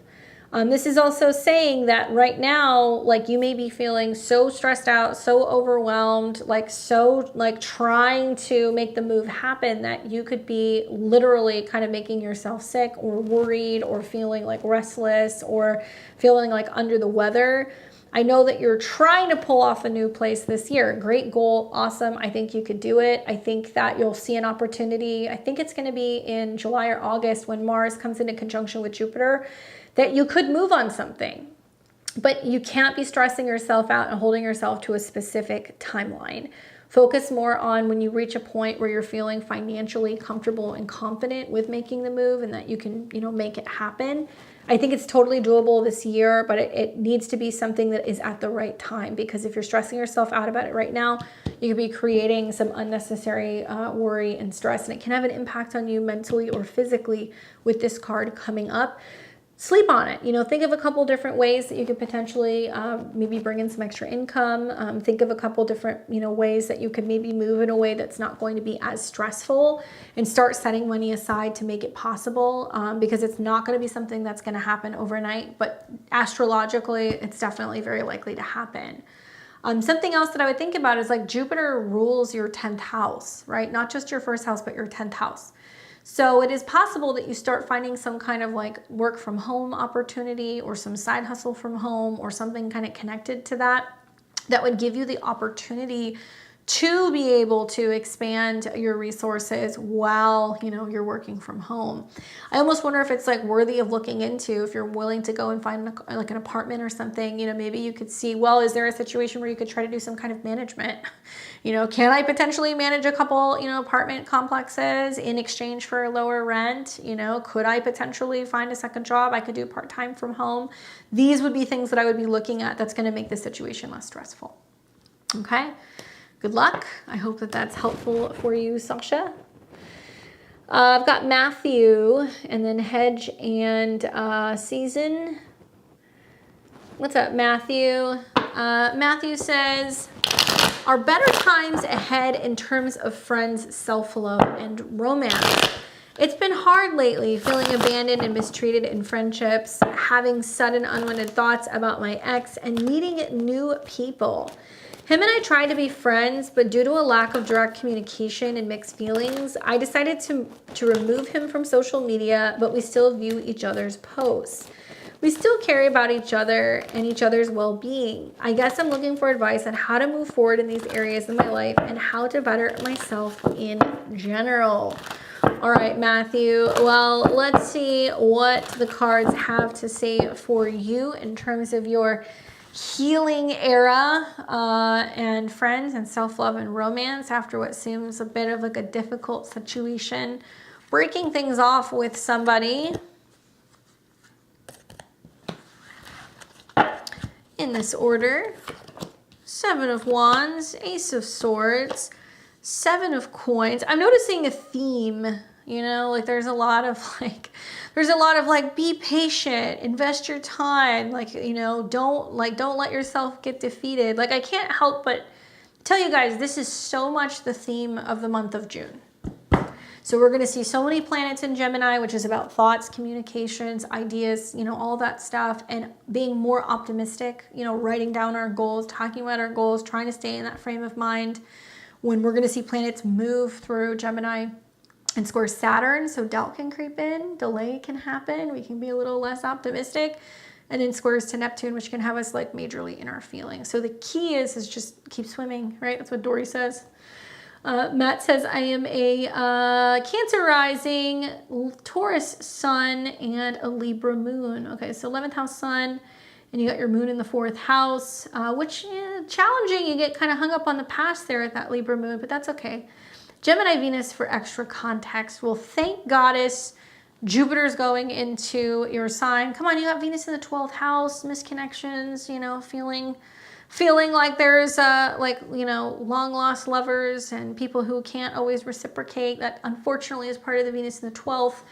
But Jupiter is going through there, so it can bring healing. It can also bring a sense of like reset when it comes to your love life. All these planets are going to square Saturn, right, in your 9th house, which is going to be philosophical issues relating to relationships and having issues with people at a distance. And it's a really great time to start some kind of meditation practice, just food for thought. All right, so on to the cards. 7 of coins, Ace of swords, 7 of wands. 2 sevens is interesting. This is kind of saying it's like a turning point spiritually. You know, 7s for me always represent that opportunity to really focus on what do we love, right? Where can we kind of like let spirit intervene? It's like a very godly number. It's also about partnerships and relationships. It's kind of connection, correlation to Libra. But 7 of coins is kind of like, am I wasting my time? That's kind of what always comes up for me when I look at the 7 of coins, you know, like everything is a risk. Nothing is a guarantee. So you may be asking yourself, like, you know, am I using the best, you know, to the best of my abilities, the time? Am I doing the right things? Am I investing my time with the right people? Am I making the right moves? There can be a sense of kind of judging yourself or being really critical right now. I do feel like this is really about reinvesting the energy back into yourself. This is also going to be about finding ways to kind of preoccupy your mind and keep yourself busy. So it can be something like gardening, right? That sounds silly, but that can literally be the case. Or it can be about finding a hobby or something that you're working on, something that you're tending to and nurturing. Especially if you have Venus in the 12th, that can be really great. You know, whether it's volunteering services, adopting an animal, you know, deciding that you want to give back to your community. Something that's going to preoccupy your mind and give you the opportunity to feel like you're investing your energy into something that you feel like is actually going to be a worthy cause. But the first card, moving on to the second card, you've got the Ace of Swords. So this is basically talking about huge realizations, truth being unveiled, you know, like shocks and surprises, especially when it comes to things that you're learning, what you're thinking, what you're believing, what you have to say. It's a reset for the mind. It's a moment really to kind of honor your truth. And I think that this can be about kind of coming out with it and kind of saying what you have to say. Get ready, because when you see planets go through Cancer and move through your first house, what's going to happen is all of that stuff is going to be really impacted by 2 full moons in Capricorn. One at the end of June, one at the end of July. So we're going to have a blue moon in Capricorn. So obviously for everybody, you know, the Capricorn area of our chart needs to be reassessed, right? We're doing double full moon duty. We're going to have Pluto going back there soon. But for Cancer rising, it's like major uncoverings and realizations and clearing up relationship stuff and truths being revealed. And I think that it's preparing you to really be investing in yourself, to be building yourself back up, your self-esteem, feeling better about yourself, healing. So when the time comes to confront some of these situations, you feel confident, right? You feel secure. You're not doubting yourself and beating yourself up and kind of being like mopey. Like there is going to be a sense of you being like, no, I'm not just going to let you back in. And like, I do care about you, but I'm not going to do the back and forth with you. Or, you know, I'm not going to allow somebody to kind of treat me like that. Or, you know, you said what you said, and, you know, that's now what's going to happen, because there is a sense of you standing up for yourself, protecting yourself with that 7 of Wands. It is about standing your ground. I think it's a great card for the end because it's about not getting knocked down. So you may be feeling a little doubtful right now, or feeling a little reserved, or there is something kind of going on here about not feeling confident with where things are going. But I see you actually having like a pretty big glow up because of this, and also realizing that you're stronger, you're more capable. And probably what's going to happen is that your assessment of relationships and who you choose to be with, or what you're willing to put up with, is definitely going to change. So your boundaries are going to be changing, and the way that you communicate and tell other people what your boundaries are, what your needs are going to be a little bit stronger. They're going to have a little bit more, support basically when it comes to moving forward in other relationships. My advice is focus more on slow and steady growth with yourself. You know, find something every day that you can do to better yourself with that Seven of Pentacles. Start journaling, start reflecting on your thoughts, and be really focused on not, okay, you know, I haven't gotten over it and it's been 3 weeks, but no, okay, I'm doing a little bit better. What small tasks and regular things can I be doing to kind of get back to normalcy and not feel so enmeshed with another person, which can definitely happen if you've got, you know, Libra moon in the 4th. He says, yeah, I was thinking about either reaching out or waiting for the ex to reach out so I can tell him why I removed him on social media and he's not allowed back in my life. Wait for the connection. I think with the Ace of, and I'm not saying this to be spiteful, but I think with the Ace of Swords and the Seven of Wands, it's going to sting more when he does reach back out. Because you're going to be like, nope. You know, Seven of Wands, that is the blocking card, by the way. It's like, nope, you're not allowed here. So rather than blocking him and then being like, hey, do you want to know why I blocked you? I would wait, let him continue to watch his stories, and also stop watching his. Ace of Swords is about cutting communication. It's about being like, nope, no more of this. Because like can attract like, right? So if there is the sense of you watching his stuff, he's watching your stuff, you guys are watching each other's shit, you guys aren't communicating with each other, and it's like, you know, you're kind of seeing what's going on with each other's lives, rather than doing that, break the pattern, right? Cord cutting ritual would be really great with the Ace of Swords. And being like, no, I'm not going to continue this. You know what's going to freak him out even more than watching his stories? Is not watching his stories and not texting him. So then he'll be like, wait, what's going on? What is he doing? You know, and when you hear from him, Seven of Wands is like, no, I'm not letting you back in. And I'm not interested in seeing what you're doing either. You know, you made your bed, you can sleep in it. And focusing more on the rebuild process that's going on right now. Okay. Hopefully that's helpful for you. Good luck. And I'm glad to hear that there is going to be some major changes that are going on with you that I think is going to be beneficial. New and improved Matt is going to be entering the chat. Good luck. Okay, so we've got Hedge, Season, Corey. You guys are all on deck.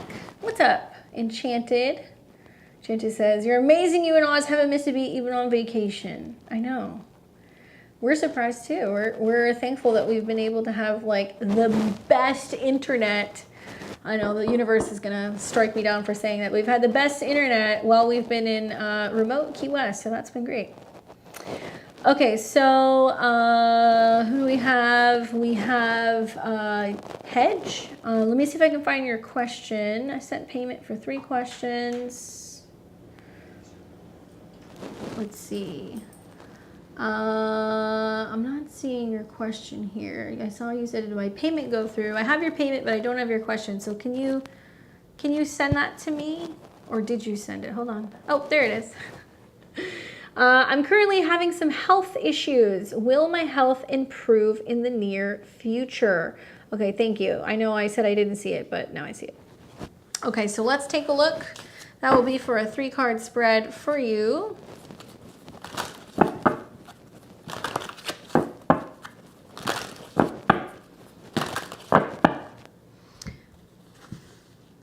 Got it. Capricorn. Let's see. Cancer rising, Capricorn sun, and Gemini moon. Okay, got it. So Cancer rising. So Jupiter rules your 6th house of health. And it's going through your 12th. So this is about healing.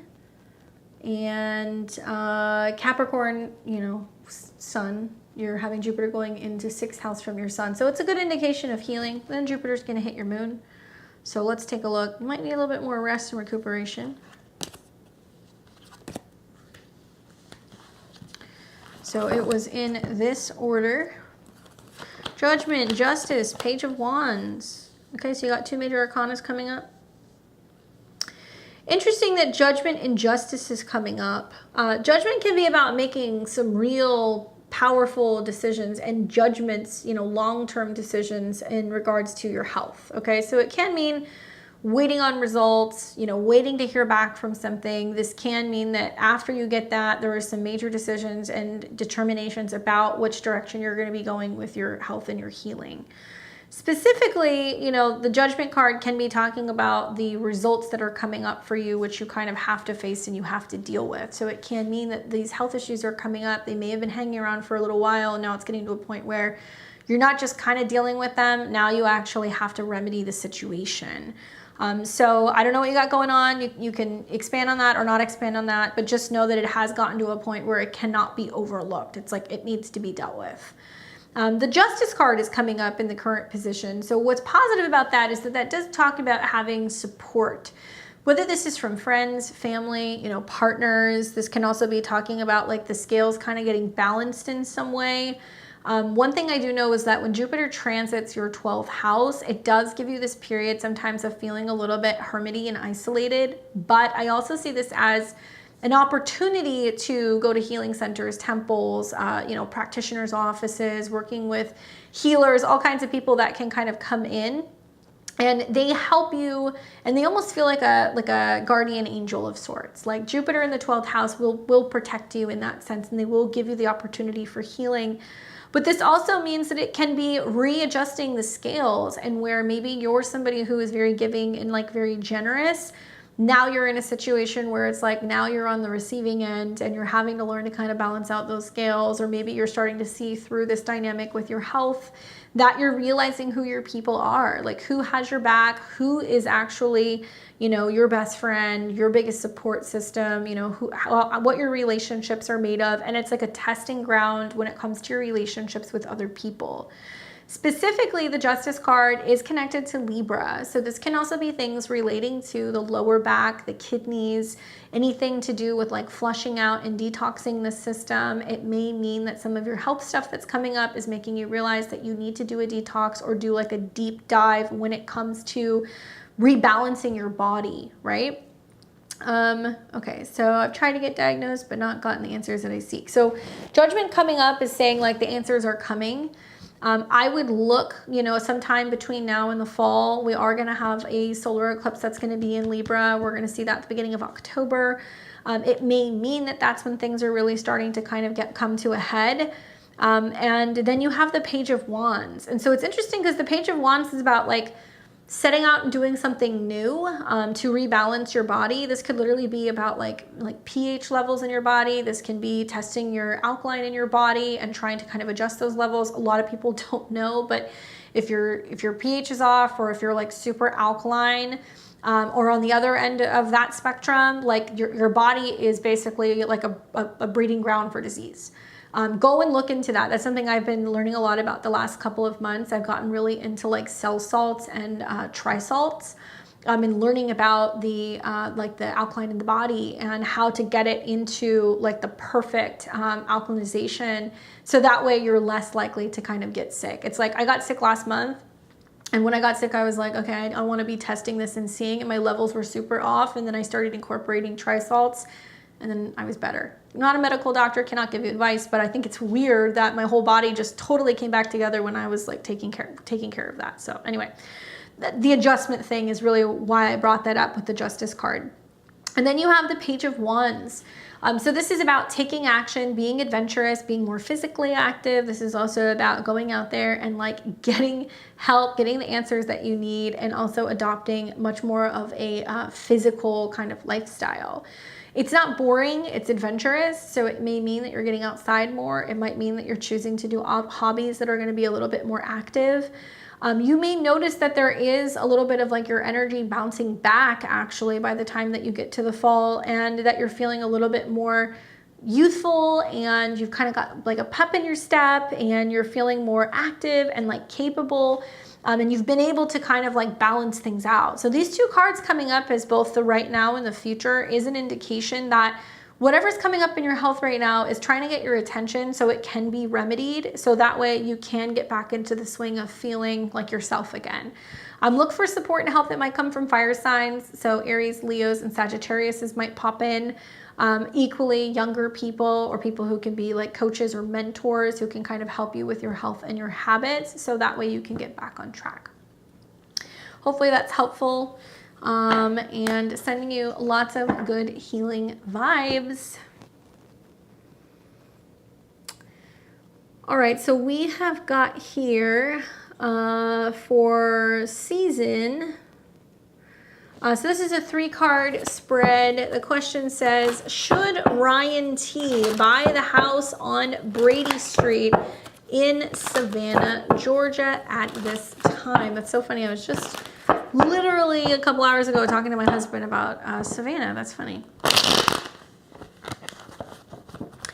All right, so should they purchase this house or not? What direction should Ryan go with this house? Let's take a look.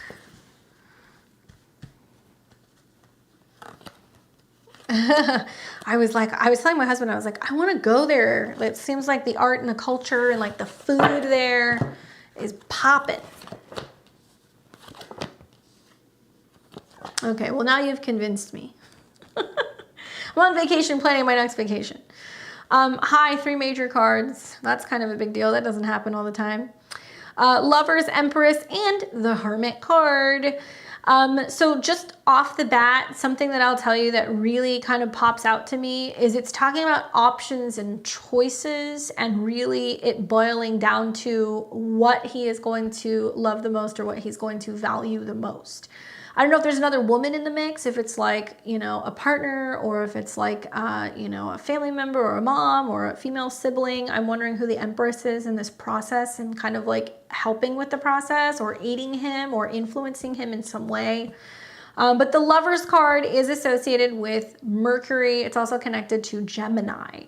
So here's the thing, guys. So many planets in Gemini. We're weighing options. We have so many choices ahead of us for the next couple of weeks. And the Lovers card is really talking about where his heart is, where he feels drawn to or tempted to be. I'm wondering, is there a woman involved? Is there a relationship involved? Or is this just purely, hey, I love it there. You know, this is the place that I really want to go to. Like, this is what I want to do. And feeling like the other part of his soul in some way is actually embedded in, you know, this house or in this city, and that might be playing a role in this as well. I also really feel like the Lovers card coming up with the Empress is talking about making an investment and indulging or getting something that maybe is like for him, like, hey, this is like a luxurious like expense, or this is like me really investing something into something like, I don't know, you know, I gotta love it. The Empress card is saying that if you're willing to take the chance and if you're willing to make that move, it could be a beautiful new beginning, especially when it comes to art, beauty, indulgence, creating a beautiful environment, having a very rich life, feeling like it's a place where you can really grow and a place where you can really like, yeah, I think like feel like you can thrive. Like it's a beautiful card for the current position. It does talk about basically that maybe this is something that's kind of been in the mix that's been going on for the last couple of months. It does talk about, you know, mutable signs of Gemini and Virgo. So certainly some time between the month of May and obviously the month of September. This is going to be the most prominent. I do feel, oh, I'm looking at your comments now. Okay. He says, everyone is so nice. He attests to that. No woman. I know of a couple female friends he might want to bring into communal living situation. No, they're male friends. Okay. So then him going there, I don't know like what his orientation is, but him going there does look like it's going to be like several new beginnings for him. It's not just going to be in regards to, oh, this is this new life. Like Lover's card can be about romantic connections, right? The Empress can be about some kind of abundance, financial growth, and really putting down roots. And I think the Hermit card coming up in the final position is really saying he's got really until about that time period to make a decision. Until we get to the end of summer, I really feel like the Hermit card is saying like, maybe he's hesitant to go and do this by himself. Maybe he's unsure, like, will I, you know, become acclimated there? Like, am I going to be a loner? I'm not going to know anybody. Like, is it going to be a good move? Like, I think it is, and I think that the Hermit card is really highlighting that in his heart of hearts, he may intuitively know, like, that's where I want to be, but he needs more time to sit on this and come to this realization. He needs more time to really reevaluate this and really make sure, am I going to make a go of this and like, you know, go and do this on my own? He's not going to be short of, you know, socializing, friends, new relationship opportunities. Like, it's going to be really good for him, but he has to be the one to make the choice, because both of these energies deal with mutable energies. It is about, do I do this or do I do that? You might want to sit him down and say, look, make a list of the pros and cons, you know, or make a list of where you're living now and what your life looks like if you stay where you are and you continue what you're doing versus, you know, what could potentially happen if you leave.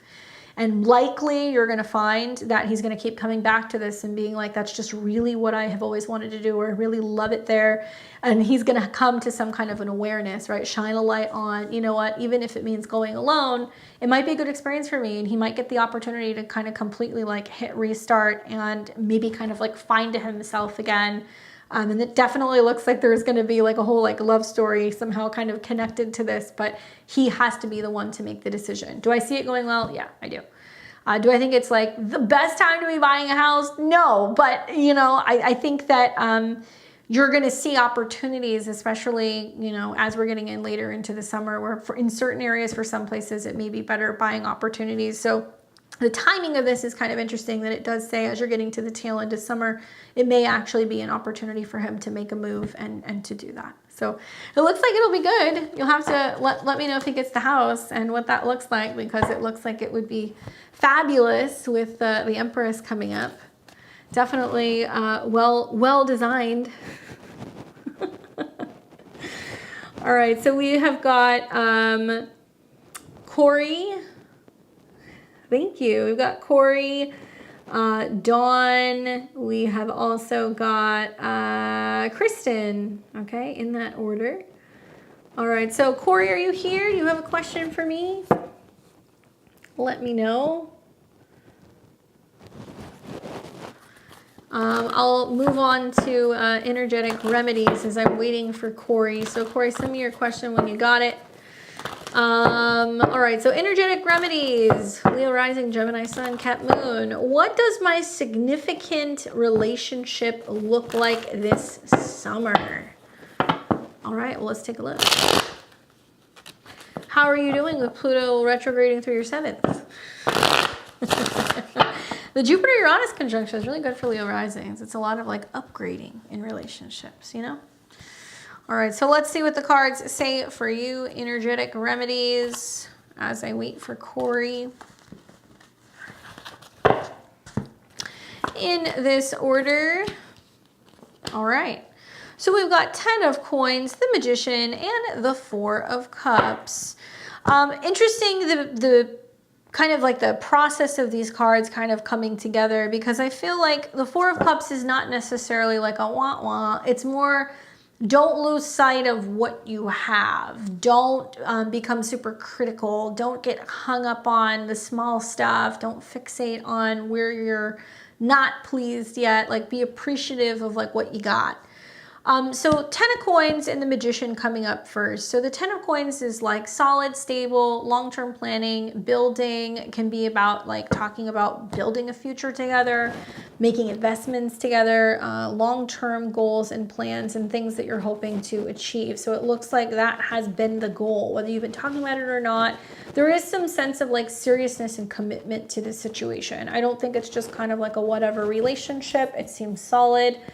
The Magician card in the current position does talk about things changing, okay? Things changing and transforming in some way. And it's not a bad card. It's talking about manifestation. As above, so below. So whatever's going on up there has an impact on us down here. And I would say this to any Leo rising, regardless of your rising sign degree. Pluto is retrograde in your 7th house, okay? Whole sign. Which means that other people are going through challenges and hang-ups and transformations and death and rebirth of themselves and egos and all kinds of stuff. And they're trying to figure out who they are, and they're trying to find a way to reclaim something about their power. Pluto rules your 4th house of home. So it may mean that, you know, you're trying to kind of work through old problems that you had in relationships with home, family, or partners. I'm going to tell you, out in the world where the volume really starts to crank up a little bit is going to be on the full moon in Aquarius. Okay, this will be a full moon. This is like down the road this summer, but it's going to be in Aquarius, and it is going to square Uranus in Taurus, and it's going to oppose the sun in Leo. So it's going to create a T-square. And this is where we're going to be like, oh my God, the change is happening. It's happening now. So in your 7th house is when you're going to start to see that stuff shake out, right? So it's May right now, June, July, August. August and September, these are going to be the months that you're going to see some stuff happening. I think the Magician is about hoping for the best, you know, preparing for the changes, embracing the changes. This can be about setting intentions, manifesting some kind of growth with a partner. But the Four of Cups coming up in the prior position, you see him sitting there with his arms crossed, and there's Three of Cups, and he's, you know, kind of like agitated or frustrated or not thrilled by what he's being offered. And the Ace of Cups is being handed to him. That's like, you still have a relationship, you're still together, you're still solid, but you may not be totally thrilled about the fact that maybe you're not seeing the progress that you're wanting to be seeing from your partner. Maybe you're not seeing some of the, you know, work on the relationship that you're hoping for them to see. So much about Jupiter and Uranus in your 10th house recently has been about kind of moving and shaking and feeling like you're having more of a say when it comes to the direction of your life, your reputation, or your career. But Pluto's going to be tricky. And you'll see it with this full moon. You're also going to see it down the road when Mars retrogrades in December in opposition to Pluto, and there's a back and forth to see if somebody's getting outside of their funk. They're getting outside of their comfort zone. I see the end of the summer as being the reassessment period and being like, okay, we're making progress. You know, here's what's working. Here's where we can kind of improve. You know, how are you doing? What are we doing together? And it's a reassessment. You may not feel totally pleased that you did not quite make the headway that you were hoping to make, but the relationship is still there. You guys are still solid. You're good. But that is the reassessment period is kind of the feeling that I'm getting. Try to look at it as glasses half full also, like give them credit for the things that they are doing, versus being in a situation where you're going to kind of like nitpick and go, it's not good enough, or like whatever. You're going to get a lot further with honey than you are with vinegar, basically. She says 42 years in is solid, but I feel these changes coming through. He's a Leo ×3. Really appreciate you, spot on. I've known a couple triple Leos in my life, very few of them. Great hair, super charming, super fucking selfish. So God bless you for being in a relationship with one for 42 years. That's insanity to me, but I mean, you're a Leo rising too, so maybe it works. So from their perspective, a lot of that relates to you too, because Pluto's in their 7th house and it squares Jupiter and Uranus. And there can be some friction basically over who's in charge, what's going on, what are you doing with your work, what am I doing with my work, you know. So I think that a lot of this is grace and giving each other the room to evolve and reevaluate. And man, 42 years, that's a really long time. I mean, like that's several, like now you guys are in a 7th year annual perfection together as a couple.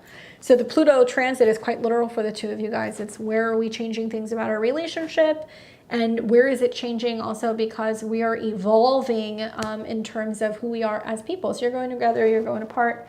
But I would say try to keep a glasses half full mentality and watch what's going to happen with the Mars retrograde. I'll probably do a webinar on that. I will do a webinar on that later this year because it's going to be a doozy. Anyway, good luck to you, Dawn. Good luck. All right, so we've got Kristen and then Nicole. And Mila, I've got you guys all here.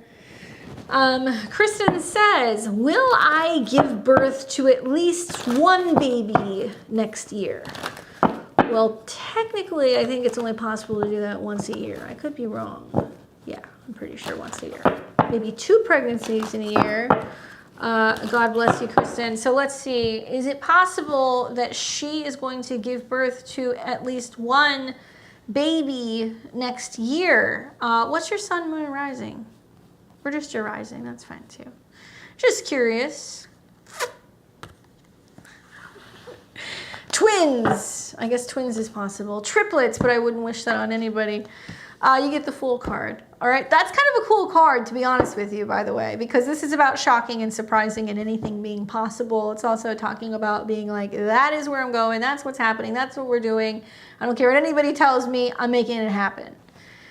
She says, I'm a Cancer rising, Libra sun, Scorpio moon, Saturn in the 5th, Uranus in the 5th. Okay. So if you've got Saturn and Uranus in the 5th, and your let's see, your moon is in the 5th house then too, technically by whole signs. Stay with me here, I'm visual. So Scorpio's your 5th house, you got Uranus there, you got Saturn there, you got your moon there. Basically, you know, like look, Saturn in the 5th house, it can be delays with children. It is in the house of reproductivity, so it's Scorpio. And Uranus is there, so it's unconventional or unexpected. You've had Jupiter and Uranus in your 11th in opposition to that, so that means that your goals revolving around children have changed. It's okay. Saturn and Sag. So that's going to be leaning into your 6th house. So pregnancy is actually Scorpio, and it's Pluto, right, which is the ruler of your 5th house. And so what you're seeing here is, Pluto's in Aquarius. Pluto in the 8th house can be about the wealth and the investment connected to children. It does talk about the Uranian influence of, doing it in an unconventional way. So it can be IVF. I personally feel like the Fool card is a really positive omen for having a boy. And I think that it's also like this weird serendipitous, obviously if you're doing IVF, you're intentionally trying to get pregnant, but it happening when you least expect it. Like I've seen people who are like, oh, we've been trying to do IVF and nothing's sticking. And then like, oh my God, we got pregnant naturally. Or, we got down to our last egg or our last whatever, and we didn't think it was going to work. And then it worked. And I've seen that as a confirmation card for other people. For confirmation, I just looked at the bottom of the deck. I got Queen of Wands. So that is about life, right? This is the element of fire. It may also be beneficial because you have Saturn and all those planets in your 5th house. Like once again, not a doctor, but Scorpio is reproductive energy. So there can be issues from childhood that you haven't dealt with. There can be blockages that are going on with your root chakra. There can be hormonal things that are going on that's impacting you. And it may be worth looking into acupuncture, working with an Eastern medicine doctor as well, because they're really helpful. When you think of Scorpio, it's like Mars-Pluto energy, and working with needles and cupping and transformation and detoxes and purges to get in there and try to find ways to invigorate and bring life, or at least bring an environment that is going to be more sustainable for, maintaining a pregnancy.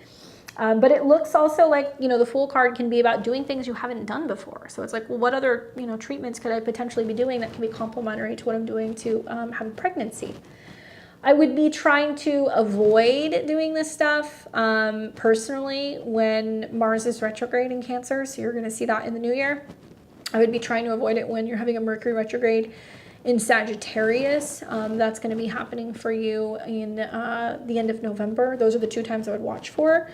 Maybe look into like some energy healing, some frequency healing. That can be helpful too with the Fool card coming up with the Queen of Wands. But it might be about working with somebody who can be helping you, do some womb work or something that's kind of like blocking you, because there's some karma there. It's energetic karma, because Uranus rules your 8th house, revolving around your womb space and or your childhood, and some trauma that can be held in that area of your body and inhibiting from pregnancy from like sticking, right?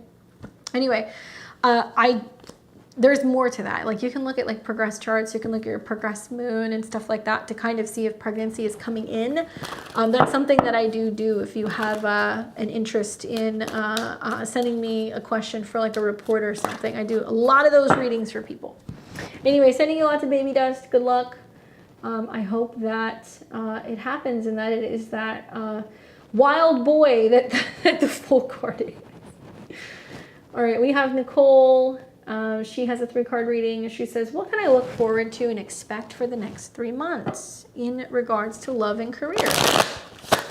What's up, Toddman? She says, hey, Candace, I just want to update you that job came through. Congratulations. Way to go. How exciting. Thanks for the update.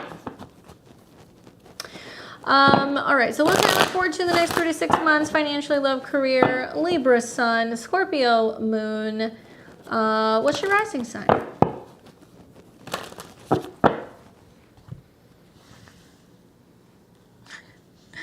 Sorry, girl, I missed you. I will be back. I won't be back for 2 weeks, though, guys. What are you going to do without me next Friday? Probably hang out, go to the bar, be degenerates without me.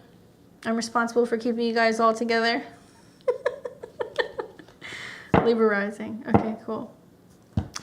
So we've got Knight of Pentacles, again, officially the card of the evening, guys. There's no doubt. What was that, like 5 times?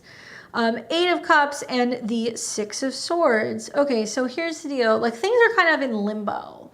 Things are kind of in limbo in a good way, not in a bad way. I say that because I'm looking at that 6 of Swords as the final position. So it can be, 1 to 2 months, 3 to 4 months, 5 to 6 months, if that's how you want to look at it.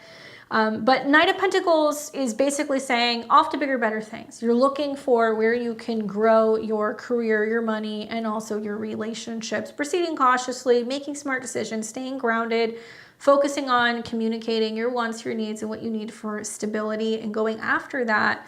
Watch for Virgos, Capricorns, and Tauruses. They can enter into your life with this placement.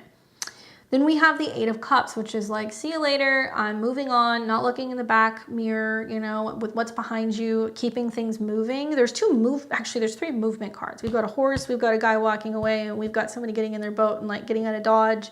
So all of this is like, keep it moving, you know, we're moving forward. Eight of Cups, I think, can be talking about that, you know, you're at a position where you're like, okay, you know, you're a little hesitant, you know, do I look for another job? Do I put myself back out there with love? You know, how am I being too cautious with money? You know, is something bad going to happen? No, none of these cards are bad. These cards are basically saying you are forward thinking. So the Eight of Cups is moving away from things that aren't serving you. If you're feeling like burnt out with a romantic connection, or, you know, seeing somebody, you might see what else is out there. If you're feeling like it's time to get out there and look for another job or a better opportunity, most likely you may potentially do that. Then you have the Six of Swords coming up, which is about moving on to calmer waters, going to other places, traveling. This can also be about relocations, although you didn't ask about that. I think that if it's more relationship and work oriented, it's being like, I'm going to see what else is out there. I will consider walking away from things if I see a better opportunity, something that's going to be less stress, less drama, more opportunity for growth and development, and also peaceful, calmer situations that's like less stress. I think that's going to be going on for a lot of people when we start to see planets moving through Gemini, where people are more vocal and communicating, trine with Pluto. It's like, well, this is the end of the road in this situation. It is what it is, right? And then when we see squares to Pisces, it's going to be like, yeah, well, it's not good for my mental health, or, you know, we're having the same conversations, where I'm feeling like I'm hitting a wall. So it's really kind of pushing you forward and saying, don't be afraid to see what else is out there, whether it's job, work, you know, relationship stuff, and keep it moving. And you're going to find that when you look back 6 months from now with this card, you're going to be like, look at how far I came. Look at how much I've grown by saying no to the wrong people, by saying yes to the right situations, by kind of keeping my standards high, my expectations low, and keeping things moving. You're actually going to see a lot of growth over the next 6 months. And you'll look back and you'll realize that some of the best opportunities came from walking away or shutting the door in other situations, okay? Lots of growth, especially professionally and financially here. Hopefully that is helpful for you. I appreciate it. And I got Milela. She snuck in there. She was like, did I miss it? No, but thank you for being patient. You're an MVP for that. Mila says, can I get a 3-card reading? There's someone from the past that I have a strong connection with. Unfortunately, it was short-lived. He is currently engaged in living with someone else. He recently reached out, we met up, and he told me he still thinks about me every day. Oh boy. I have strong feelings for him, but I don't know how to take it, as he moved on and got into a relationship with her immediately after we broke up. I would like to know if there's something to this connection. Should I just completely ignore this man and let it be? I'm a Scorpio sun, Libra rising, Aries moon. Girl, you're the same combo as me. We're fucking crazy. He's a Virgo sun, Cancer rising, Pisces moon. All right, so this card jumped out. Okay. I'm just putting that out there. Ten of Cups. It doesn't mean it's a happy ever ending. Okay. You know, I'm super critical with these types of situations, but that did jump out. So, you know, personally, I think about, you know, you're Libra rising. So you had a solar eclipse in your 7th. You had a Mercury retrograde in your 7th. You have Mars North Node in your 7th. I think about how these eclipses are on your moon, and it has an impact not just about your relationships, but your future status. Okay, the moon rules your 10th house. So there's something about, like, you know, being a wife or being a mother, or, you know, your public relationships. Like, your relationships have to be public. Like, people need to know if you're in a relationship. You cannot be in a hidden relationship if you have a 7th house moon. Okay? The other thing to think about is Mars is going through there. And so it's going to hit Chiron pretty soon. So it may be the chopping block that can happen if it's time to cut a partner off or a person off or an ex off. That is selfish because he has been kind of selfish. No judgment. He made a decision, moved on, right? Living with another person. He's fucking engaged and he's coming back around because clearly he's having doubts or second thoughts. The other thing to think about is that, you know, he is a Cancer rising, okay? So he's going to have 2 full moons in Capricorn, one in the end of June, one in the end of July, that are going to be pretty critical to relationships. The second one in July is going to conjunct Pluto, so it's going to blow the lid off of, okay, oh, there is this kind of dynamic going on in relationships, something is changing, blah, blah, blah.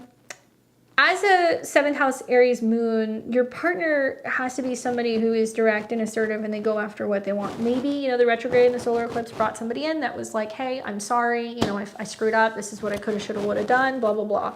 I think that 10 of Cups that jumped out specifically for you was basically saying it's about you having your happy ever after or like your, you know, happy ever whatever ending.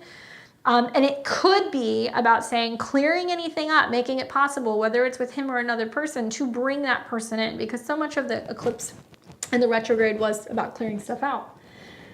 So he also has a Pisces moon, okay, which is in his 7th house, which means relationships change very quickly. He's indecisive about relationships. Saturn's coming up on his moon. He's reevaluating past love affairs, rules his 5th house, and whether or not he's committing to the person that he's actually going to be with.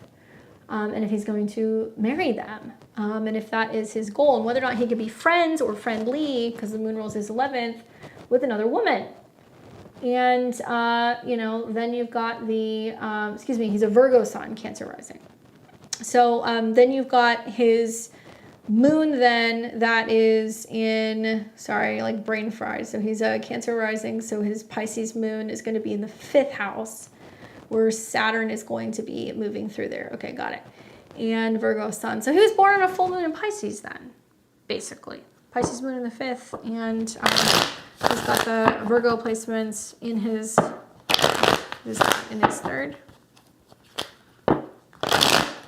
I'm visual, sorry. I have to like work this out of my brain. Cancer rising, he's got Virgo sun, so it's in his 3rd house, and his moon's in his 9th. So Saturn's going to hit his moon. Let me ask you a question. Does he have a wedding date set? Because there's going to be an eclipse that's going to be really close to his moon in some capacity in his 9th house in the fall.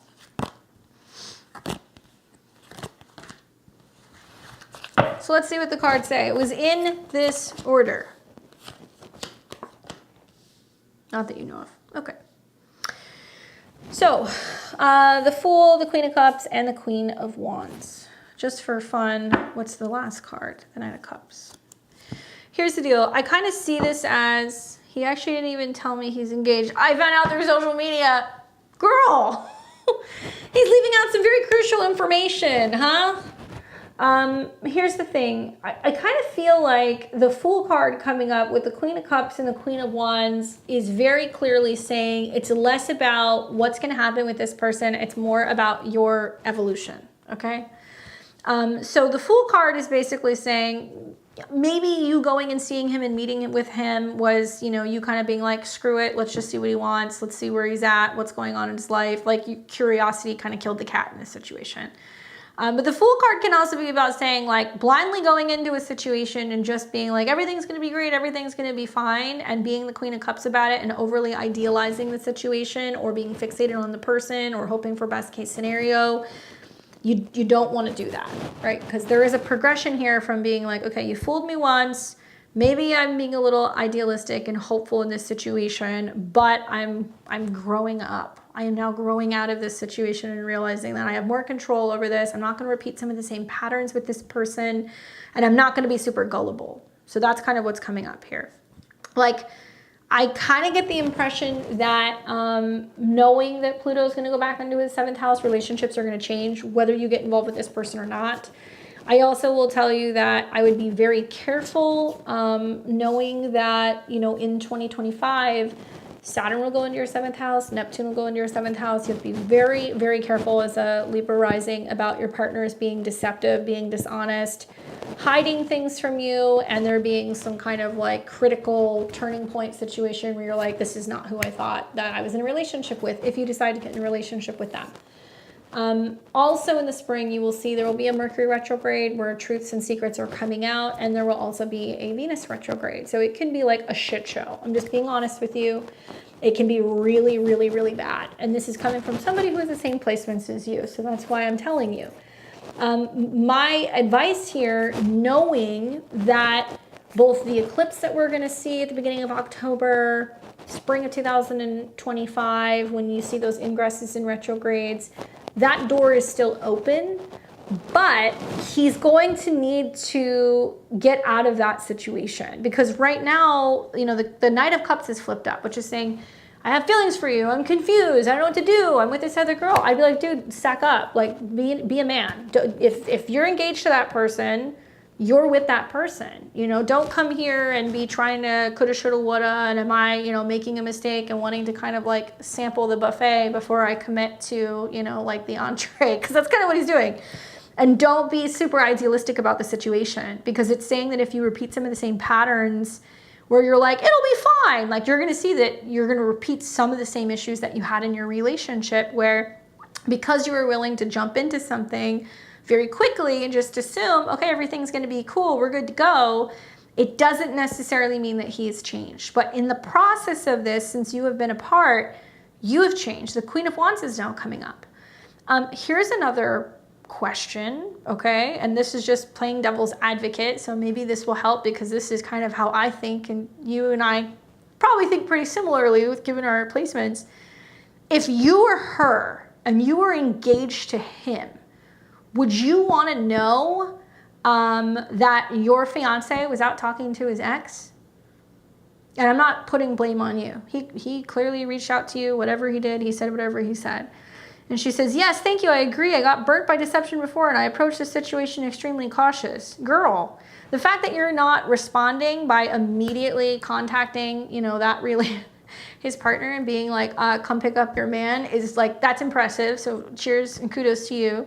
But I would try, being that you have that Aries moon, you know, you're going to see people are acting impulsively. Maybe he's realizing he's made mistakes, and like, no offense, but sometimes once a cheater, always a cheater.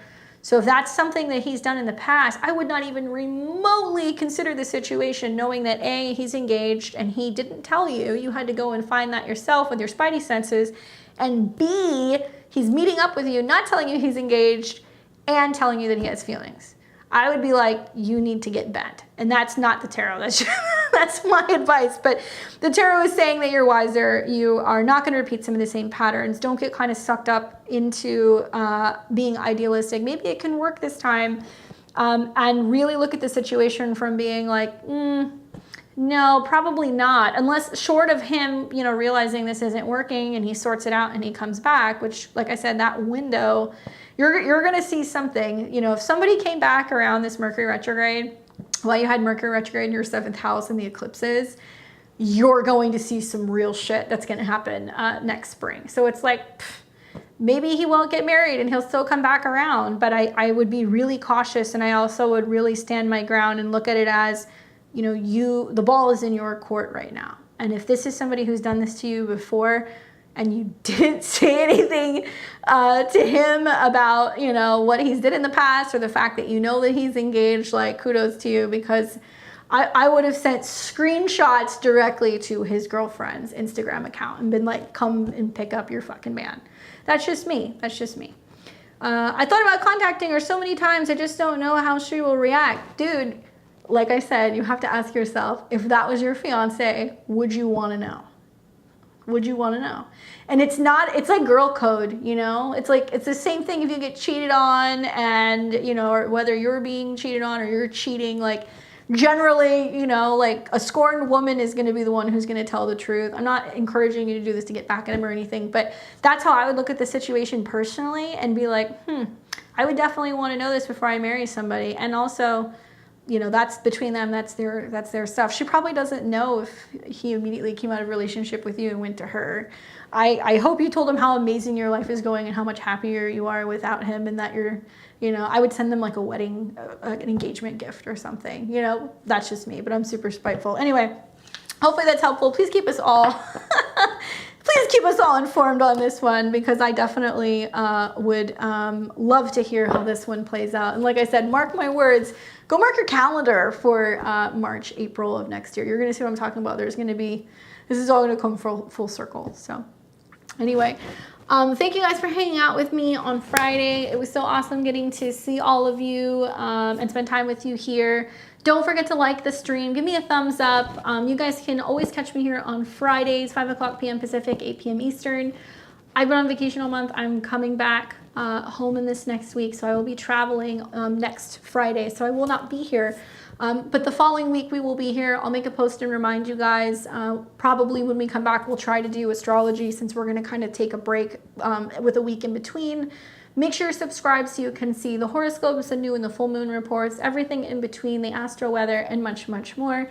You guys like my style of tarot reading? Click the links below. Go to beyondtheveiltarot.com. Go and check out my astrology and tarot courses. I teach both of these for beginners. You guys can learn how to read just like me.